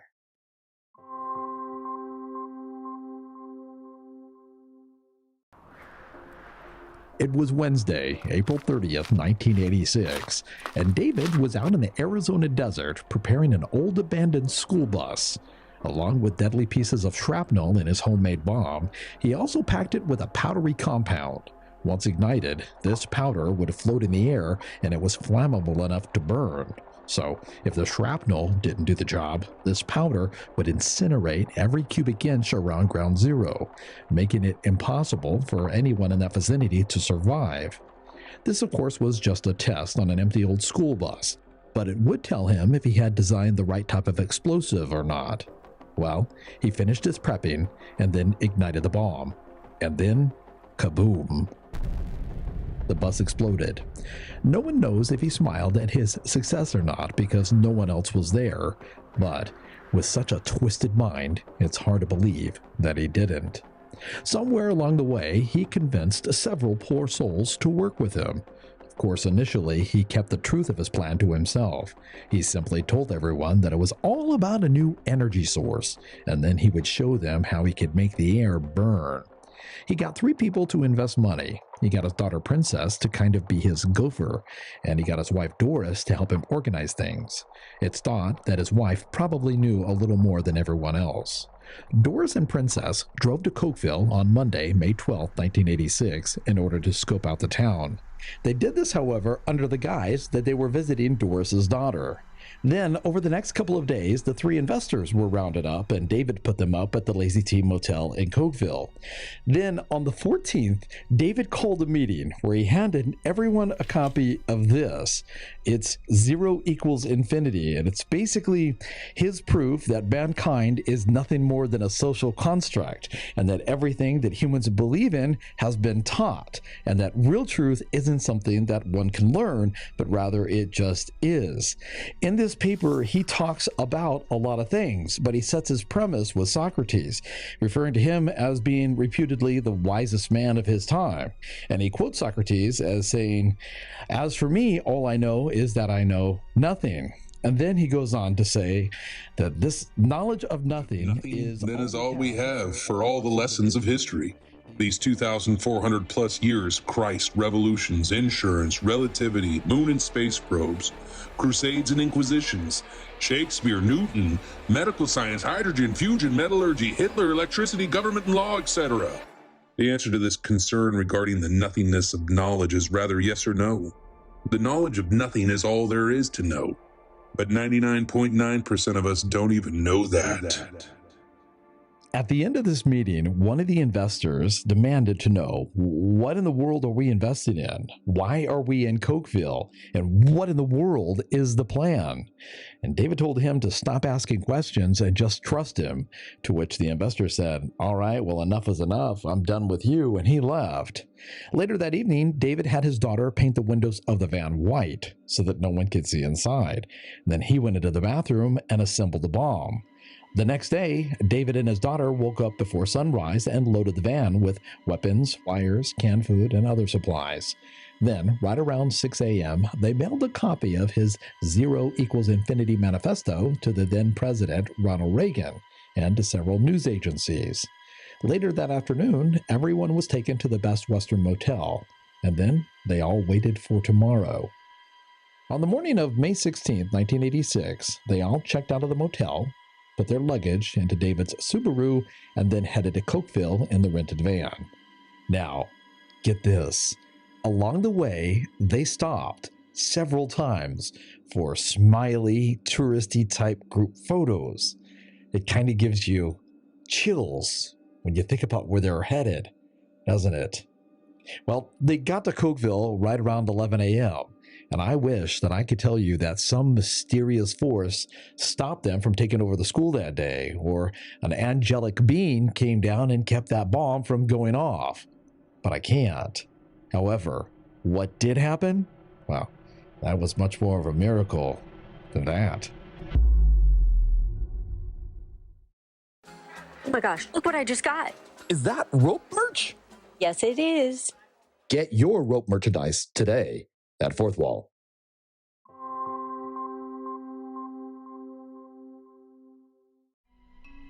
When they pulled up to Cokeville, David finally stopped the van and told everyone where they were headed. He told them that the plan was to kidnap the children and then demand a ransom, which of course was only half the truth. David knew that if he told them the real plan, well, they'd think he was crazy and then they'd back out. But to their credit, they backed out anyway. That is, all of them except for Doris. So David tossed her a handgun, cuffed the two investors to the frame of the van in the back seat, and he put Princess in between him and Doris, and then Doris drove. When they pulled up to the school, several children were outside, and this, of course, wasn't good for David's plan. If he walked up with guns and a bomb, well, everyone would just run away. So they drove to a secluded area on the east side of Cokeville, and they waited. A couple of hours later, he drove back, but he found that there were children outside then as well. So he backed out of the parking lot, and then he drove to a secluded area on the west side of Cokeville, and he waited. Then, about a half an hour later, he tried it again, and he found the same thing. So, getting a bit frustrated, he drove the van to a hill in the distance where he could watch the school through binoculars. But by the time that he got there and he looked back, well, all the children had gone inside. So he raced back and he parked the van at the south entrance. He had Princess unload everything, and then he tossed her the keys and he told her to, quote, "get the hell out of there." Then he took some firearms and the bomb and a half-sized shopping cart to the school office. At the same time, Doris went from room to room telling everyone that there was something special waiting for them in room 4. Now, that's diabolical. Well, David got the office staff, and eventually everyone ended up in room 4. There were 21 adults, that's including David and Doris, and 135 children. Along with being terrified, everyone was of course crowded. The room was only about 30 by 30, making it an extremely tight fit. And to make matters worse, David had made this homemade dead man's switch, and it was wrapped around his wrist. For those of you who don't know what that is, it's a very sensitive mechanism that's intended to ignite the bomb should there be too much movement. The idea, of course, is that if someone killed David, his hand would drop and then the bomb would go off, killing everyone. So at this point, if someone even accidentally bumped David, the bomb might go off. In order to keep this from happening, David instructed the teachers to tape the floor in a square around him, and then he told everyone to stay out of that square, which made everyone, of course, feel even more crowded. At this point, it was time for the final phase of David's plan. All he had to do now was ignite the bomb, but he hesitated. No one really knows what he was waiting for, maybe just to get up the nerve. But the minutes ticked by, and then an hour passed, and David just sat there quietly in the middle of the room. Then at one point, he told Doris that he had to use the restroom, and he removed that dead man's switch from his own wrist, and he made her wear it, and then he left the room. While he was gone, everyone breathed a sigh of relief, including the children, and their voices started to rise. Well, not wanting any trouble, one of the teachers, a lady named Miss Jean Mitchell, told all of the children that it was quiet time, and they all needed to be quiet. And then, now check this out, she turned to Doris and she said, "I've got a headache," to which Doris replied, "Me too." But that was the wrist that the dead man's switch was tied to. And at that very moment, the moment that she touched her head, the bomb went off. Hey, honey, check this out. That's my line. Get your mug today at Fourth Wall.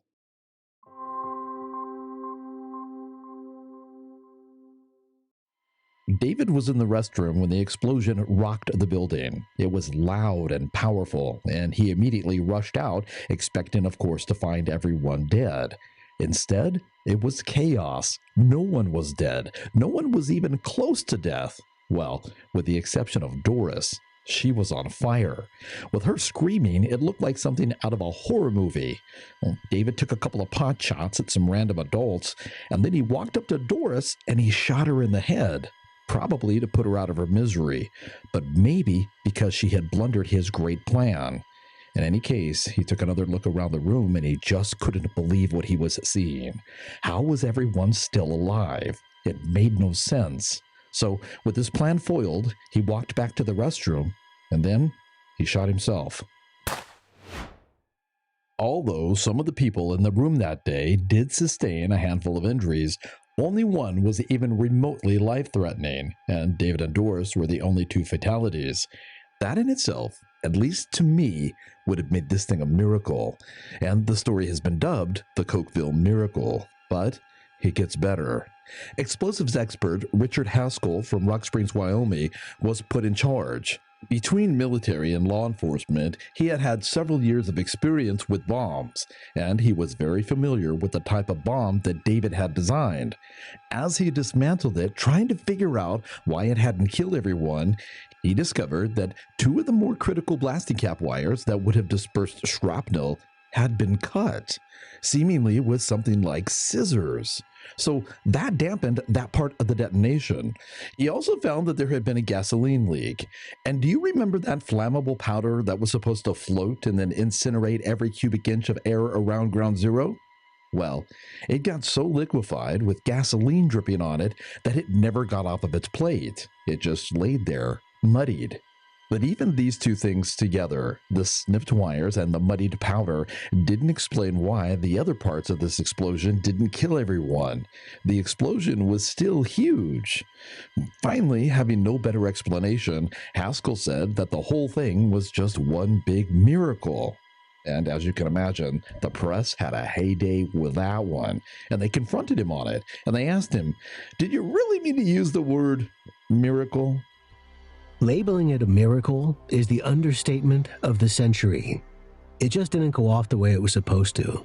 There should have been a horrendous explosion. I'm not a religious man, but what you've got here is a miracle. There's no doubt in my mind that there was divine intervention. As I said, even though the bomb didn't go off the way that it should have, it did go off. And as you can see in this video, it was a powerful explosion. Not only did it go off, but many of the shrapnel pieces that hadn't ignited because those two cut wires just randomly started exploding after the fact, sending shrapnel through the air while everyone was still trying to get out of the room. It was as if a handgun were being shot in every direction, but miraculously, somehow, it missed nearly everyone that was there. Well, the bomb expert couldn't explain how that was possible, but the children could. Hey, honey, what do you have? A coffee. A coffee? Yeah. To support our channel, buy us a coffee. Or become a member.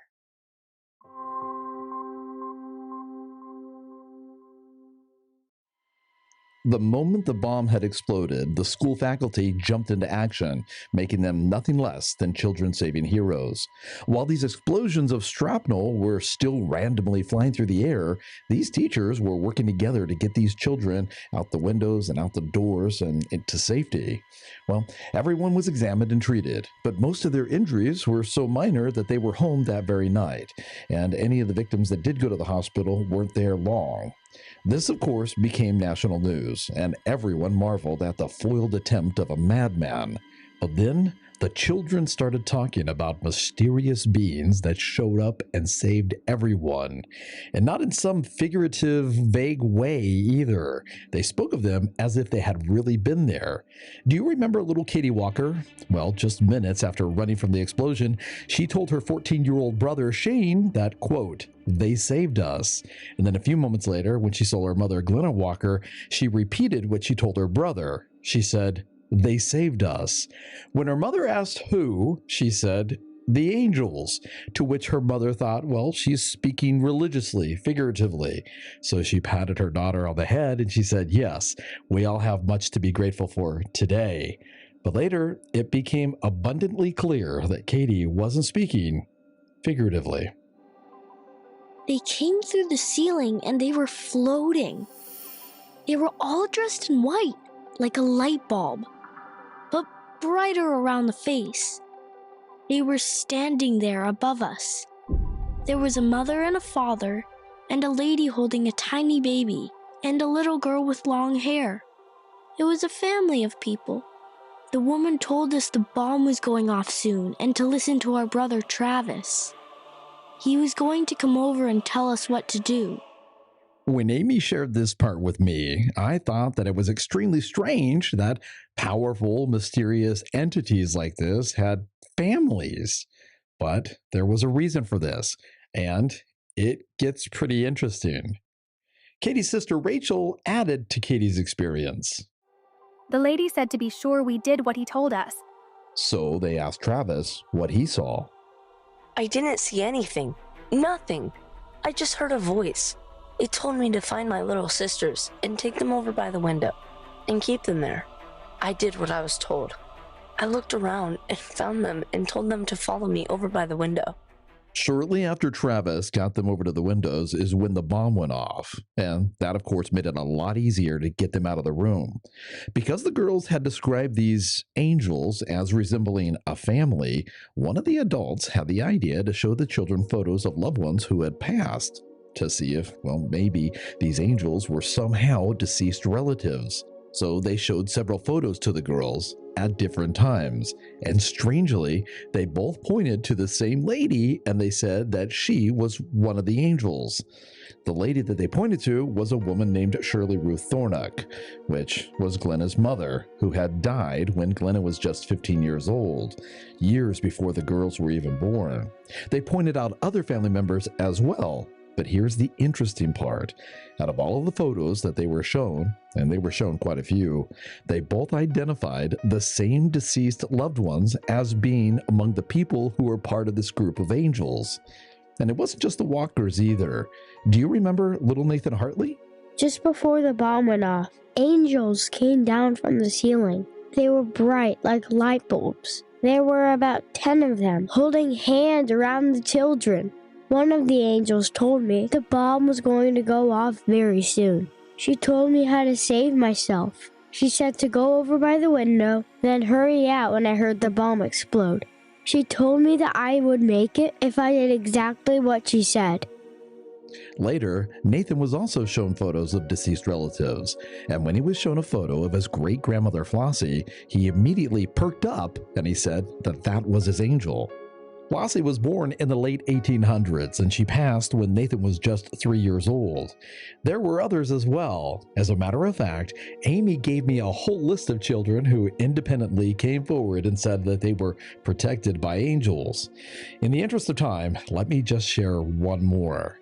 Jenny Johnson didn't just see these angels, she actually touched one. After the bomb went off, I thought one of the teachers at the school was helping me. I didn't recognize her, but she led me out by the hand and told me not to go back. Later in the 5th grade, Jenny was glancing through a family photo album when she recognized the teacher who had saved her. It was her deceased aunt who had passed away several years prior to the Cokeville miracle. You've been on your phone all night. What are you doing? Nothing. Let me see that. What? Buy me a coffee. To support our channel, buy us a coffee. Or become a member.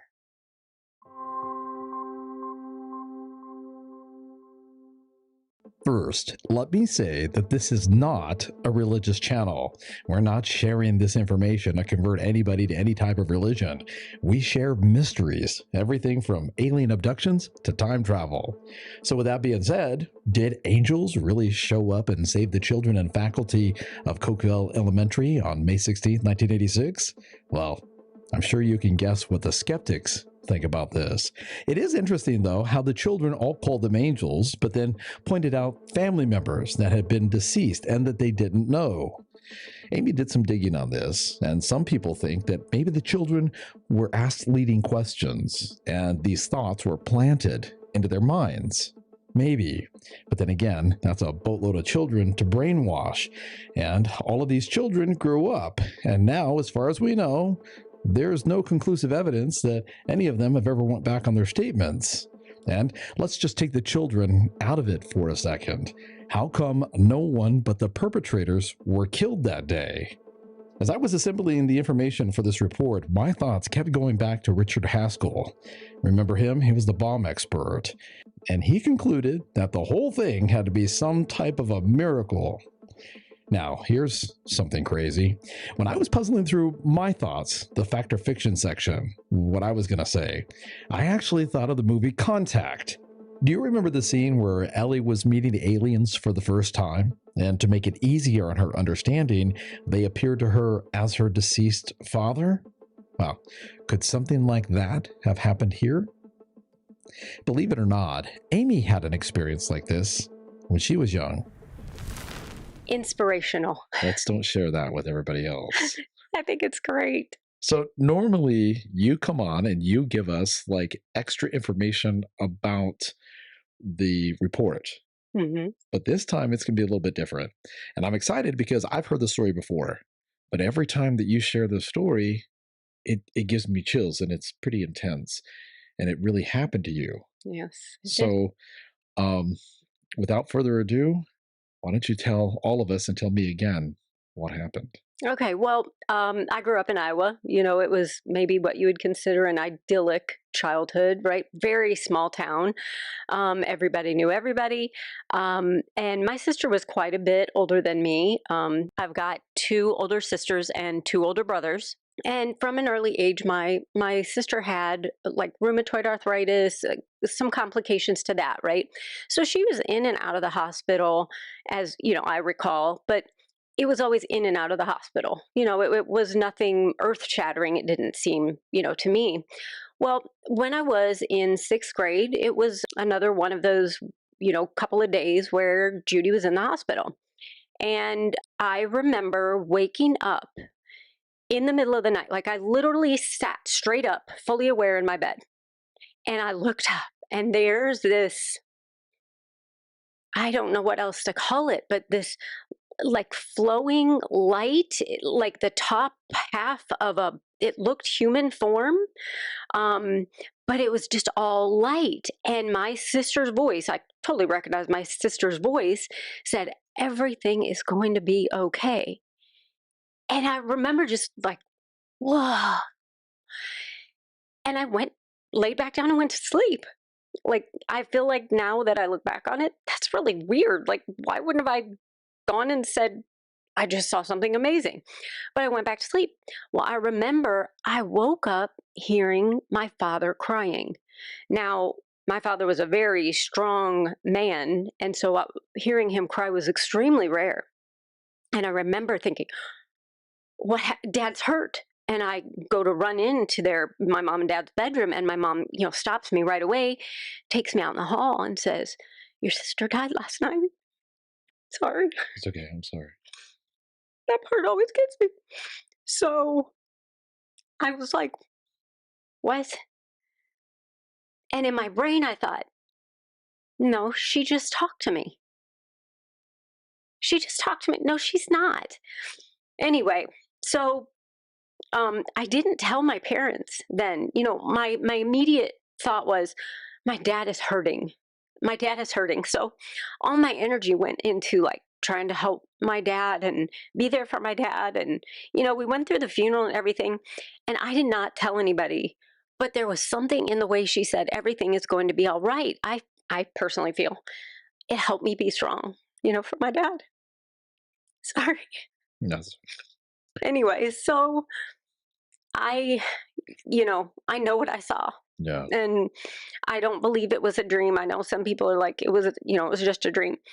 It wasn't just a dream. I wasn't anticipating that she was going to die, you know, that she'd been in and out of the hospital. That wasn't what it was.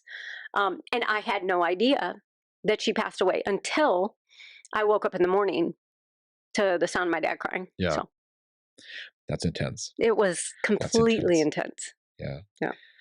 I love you. I love you too.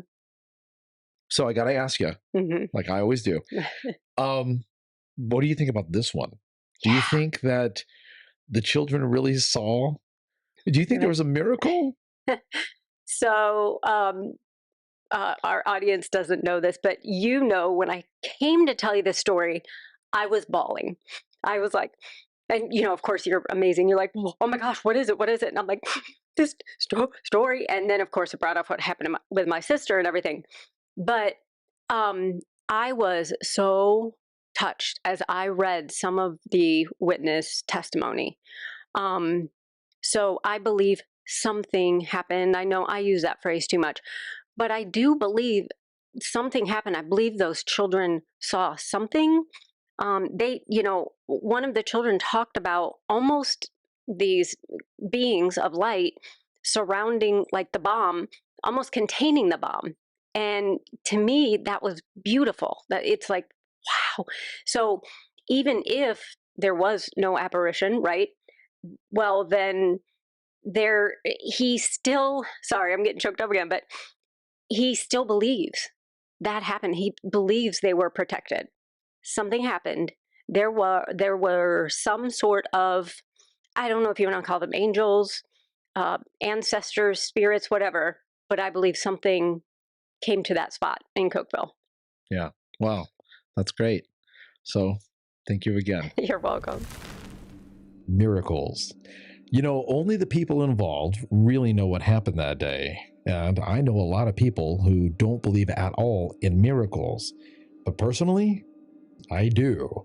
And I think that it would be a pretty dismal place if everybody stopped believing in miracles. You know, this report reminds me of what happened to Jenny Cockell. Not because she experienced a miracle, but rather because she experienced something spiritual that she couldn't quite explain. Actually, it's been a lifelong experience for her, and I think that she's still going through it now. When she was just 3 years old, she began having these dreams. In the dreams, she was an adult woman who was married with children. Well, the dreams stayed with her, and as she grew up, she began to believe that she had lived a previous life before she was born as Jenny. And then finally, using the information from her dreams, she started looking into the real world for anything that might match up to what she eventually called her past life memories. During her investigation, she met up with some people who, now, check this out, they remembered her as their mother who had died decades earlier. It's a pretty intense story. We did a complete report on it, and if you'd like to see it, it's here. It is hot in here. It is. I don't know how you do it for hours and hours and hours. Well, I think most of the other end screens were outside, but this time I put us in a cave. That's why I saw it. Oh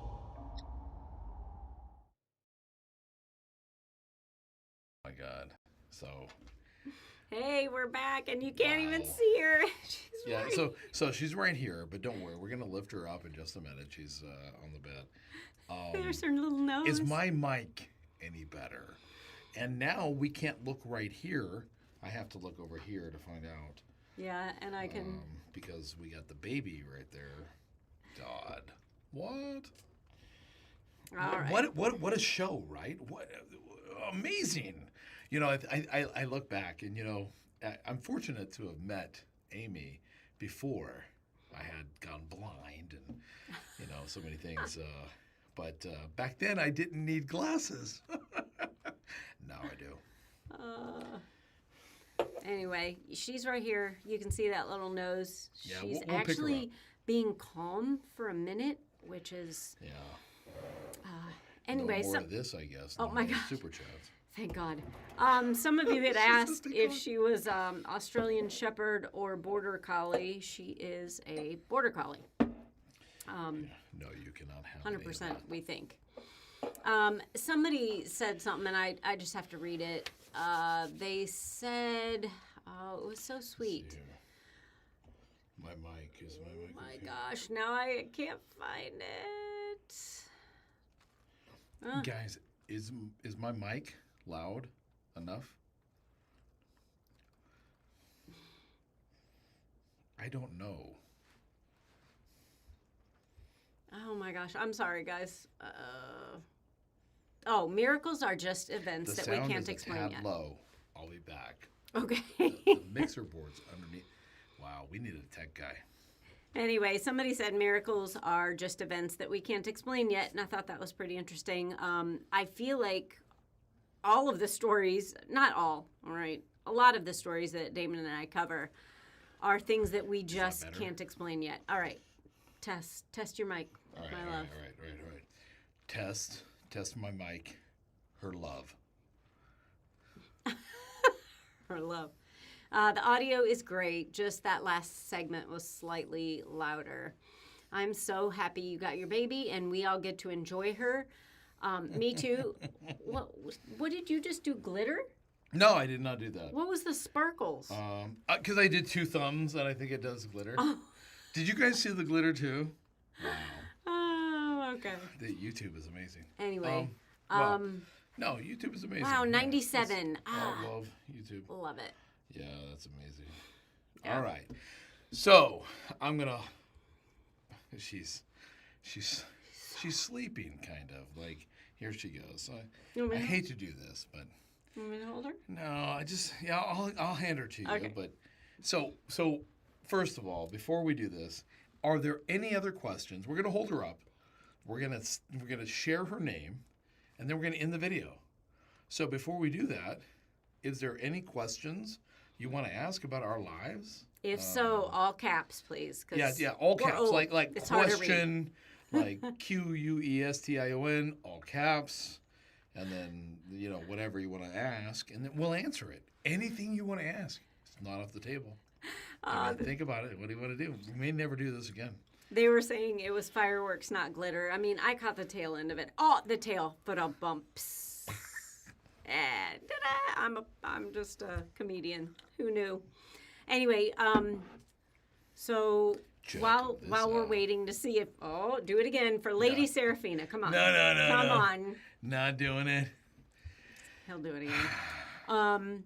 We do want to sincerely thank all of you. It really, you made our first live just amazing. He was super nervous. But I just had faith in this community. You guys are an amazing group of people who genuinely are curious. Yeah, for sure. And you... Better than the rope group. Those people sucked. He's kidding. Okay, no more cheers for you. I know, half of you He's guys kidding. are rope. I did that on purpose. I know, he is kidding. Anyway, I feel extremely blessed, super happy. Very appreciative. I saw we've got some people, Vess and Lady Serafina, especially. You guys have been keeping up with the Discord. I've seen people join, and you guys have been welcoming them. Thank you. We're barely hanging on with making sure the audio's right and the puppy's not chewing something important. Yeah, and let me say this. If you join the Discord, I promise you're going to be part of the community where we respond and talk throughout the day here and there. There might be a day or two that goes by, we can't. We're working, no lie, sun up. Before the sun comes up, I'm awake and I'm working. And then after the sun goes down, it takes that long to put these videos together, to get in the studio, to write them, to put them all together, to compile the information, to research. It takes a long time. But if you're on the Discord, we're going to connect with you in real time. So yeah. And I think it's fun. I think a couple of you have been talking it up. I've seen some people join our Facebook. Thank you. That's great. We had 2 people join memberships here. Hopefully we get more on Buy Me a Coffee. But yes, we need the Buy Me a Coffee. No matter what. If you're a Buy Me a Coffee kind of guy, girl, I need you. We need you. I wish they would have for her levels. Yeah. I wish they would have had like Buy Me a Bone levels. That would have been cute. So let me say this. If you have signed up with YouTube for us, if it's in your power to cancel that and sign up with Buy Me a Coffee, please do that. And there's a place where you can actually sign up for this young lady, which we'll show her face to you in a minute, and you can be like on her team. And that helps us a lot more. YouTube takes quite a bit percentage from that's fine. We get it. But Buy Me a Coffee, they take a very small percentage to run that, and we're grateful. So a lot more of the money that you give goes directly to us. Yep. And Truth and Dogs, that's great. They say, he said or she said, I've been on since 4 o'clock just watching all your videos, joined your live, so that's great. People like the Buy Me a Bone idea. Maybe we should start our own company there. Anyway, again, thank you all. And I think you're going to be the star of the show, and I can stop calling you Puppy. All right, I need to look and see if there's any questions. I haven't seen any. I did look. Okay. So I don't want to shortchange you guys. I don't either. I'm grateful for you guys. Do you see how she bites? Right, Puppy all the way. You're right, Pammer. I do need to get her some sheep to herd. I will tell you, she started this. What? Yes. Sheep to herd? Sheep to herd. Sheep to herd. Herding. I thought she said, I need to buy her some sheep turd. Like turd. Sheep So I'm going to try to get a picture of this, and I'll post it on our Discord or Buy Me a Coffee or Facebook or all three. But she started doing this really cute thing when I'm outside with her. She'll run down the hill a little bit away from me, and then she'll crouch down and she'll stare like, oh, I got to herd mommy. And I'm like, I got to say this. Not doing I got it. to say this. But her look is so serious. Amy said that, she told me that you've been watching since 4 today. Truth and Dogs. Truth and Dogs. She said that you've been watching since 4 today, but she didn't, or I didn't hear it. Sorry, that you just found us today. What? You just found us? So we got a whole nother channel. We're not making any videos there, but I mean, there's like 50 videos over there. Go watch them. The first few are kind of weird, like green, like, bad. Watch us grow. Watch us grow. Come over here. We've got about 20 videos here. So, All right, this little girl's about to bite my hand off. All right, here we go. All right, so I'm going to pick her up, and then probably, you want me to hand her to you? Sure. All right, I'll pick her up, and hand her to Mom, and then, wow, is that the country in me? I spent a little bit of time in the country. I grew up in Southern California. Well, that way, and sheep turds, because a bunch of people are saying, yeah, that's what we heard too. I got sheep turds. I'm going to play it back and I will watch it. No, please no. All right. All right, give me the I'm gonna baby. Pick her up, hand her to her, and then we're going to tell you the name and why we picked it, how we feel it connects to her, and the channel. All right, here we go. All right, so I've had too much water. All right. She is big. She is When grown. we do this live, like in 2 months, She's going to have her own how chair. big is she going to be? Oh, I love this thing. She loves her All right, daddy. you got her? Yeah, of course. All right, take her. No. All right. I think this is the last time I'll be able to hold her. All right, here she is, and her name is... Her name is, so we chose together. Her name is Arcana Minerva. Arcana Minerva. And so many people said Arcana. And how could we resist, right? Arcana. And check this out. Arcana connected to Velarcana, perfect, but it means when I typed it in, when I put it into the Intelligences to the AI things. What are they? ChatGTP stuff. It said that means the keeper of secrets, of ancient secrets. So Arcana, Minerva. Minerva means. Do you remember? the goddess of, intellect, power, strength, ancient Roman goddess, which that matches really well, right? That matches her mom. Like intellect, power, strength. This is the strongest thing I've ever known. Well, and I really like that it was from ancient Rome, because as you guys know, right, because you've all been with us for a while, truth or dogs, not you, but now you're a family member, so welcome. But I love it. We derived the name Velarcana from ancient Latin words for veil, right? Yes. Veiled, and arcana, mysteries, knowledge, hidden secrets, hidden knowledge. So I thought Minerva would be a great middle name. And you guys, thank you so much. I was trying to actually talk Damon into giving her like 12 names, and he's like, no, that's ridiculous. Stop. We can't do that. And I'm like, but there are so many great names that people suggested. I can't pick. But she helped kind of pick it out, right? I kept saying it.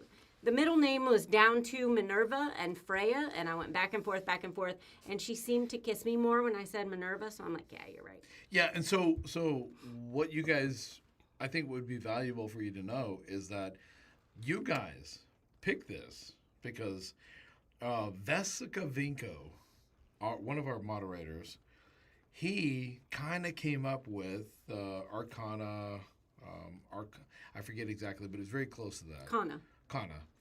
And then, we went back and forth about it. And then so many people like jumped on the bandwagon. Like they liked, like when you hit the little like button, I like that Arcana. And I love the Velarcana. So we did that. And then she answers to that pretty good. So you guys actually picked the name. Yeah, so thank you so much. And then Minerva, you actually did that too. Because that was on the list, yep. Yeah, that was on the list. Just so many people did that, and we like that. The cool thing is that, and I said my mic's bad before, right? The cool thing is, from here into the future, that's her name.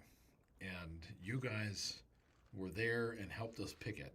So this is Arcana Minerva. Cheers. Cheers. High five. High cheers. Thank you all so much for being here with us. We feel like your family. We heard you loud and clear that you'd like us to do a live stream every couple of months. So we will look into that. And anything you want to say before I put her down? Because she's heavy. Here, give it to me. Oh, okay. Maybe she'll stand up here. Oh.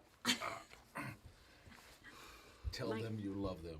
Bye, Look everybody. at the camera. Look at the camera. Here, look up here. Look, there.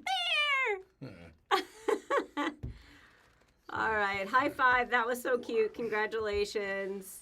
Aw, beautiful puppy, guys. All right. Oh, yeah. All right, so this is it. How do you end a live like this? Well, they are going to, we are going to keep this live stream up. And so, if you haven't liked it yet, please hit the like. But we'll keep this up as this week's video, and it's exciting because all of your comments are going to stay here. So, you helped us create this live, also with your questions. So we thank you. We appreciate you. And we have a great video lined up for you next week. Oh, yeah. It's very, very interesting. And make sure that you comment next week. I really want to know what you guys think about this guy's story next week. And one last thing. So in about 2 weeks, in about 2 months, 2.5, 3 months, we'll do this again. And we'll pull videos from Rope. So if you want to go watch them, go ahead. Like, maybe you'll be versed. But if not, you can watch them in real time with us. And we'll watch them together in 2 weeks. And we'll do cheers. And as you can see, did you guys hear that? I probably didn't, but because it's directional mics. And as you can see, well, the cheers doesn't do the best for my persona. So. All right. Everybody, we love you. Yeah, hold on, I gotta push buttons. You want to apply for an internship?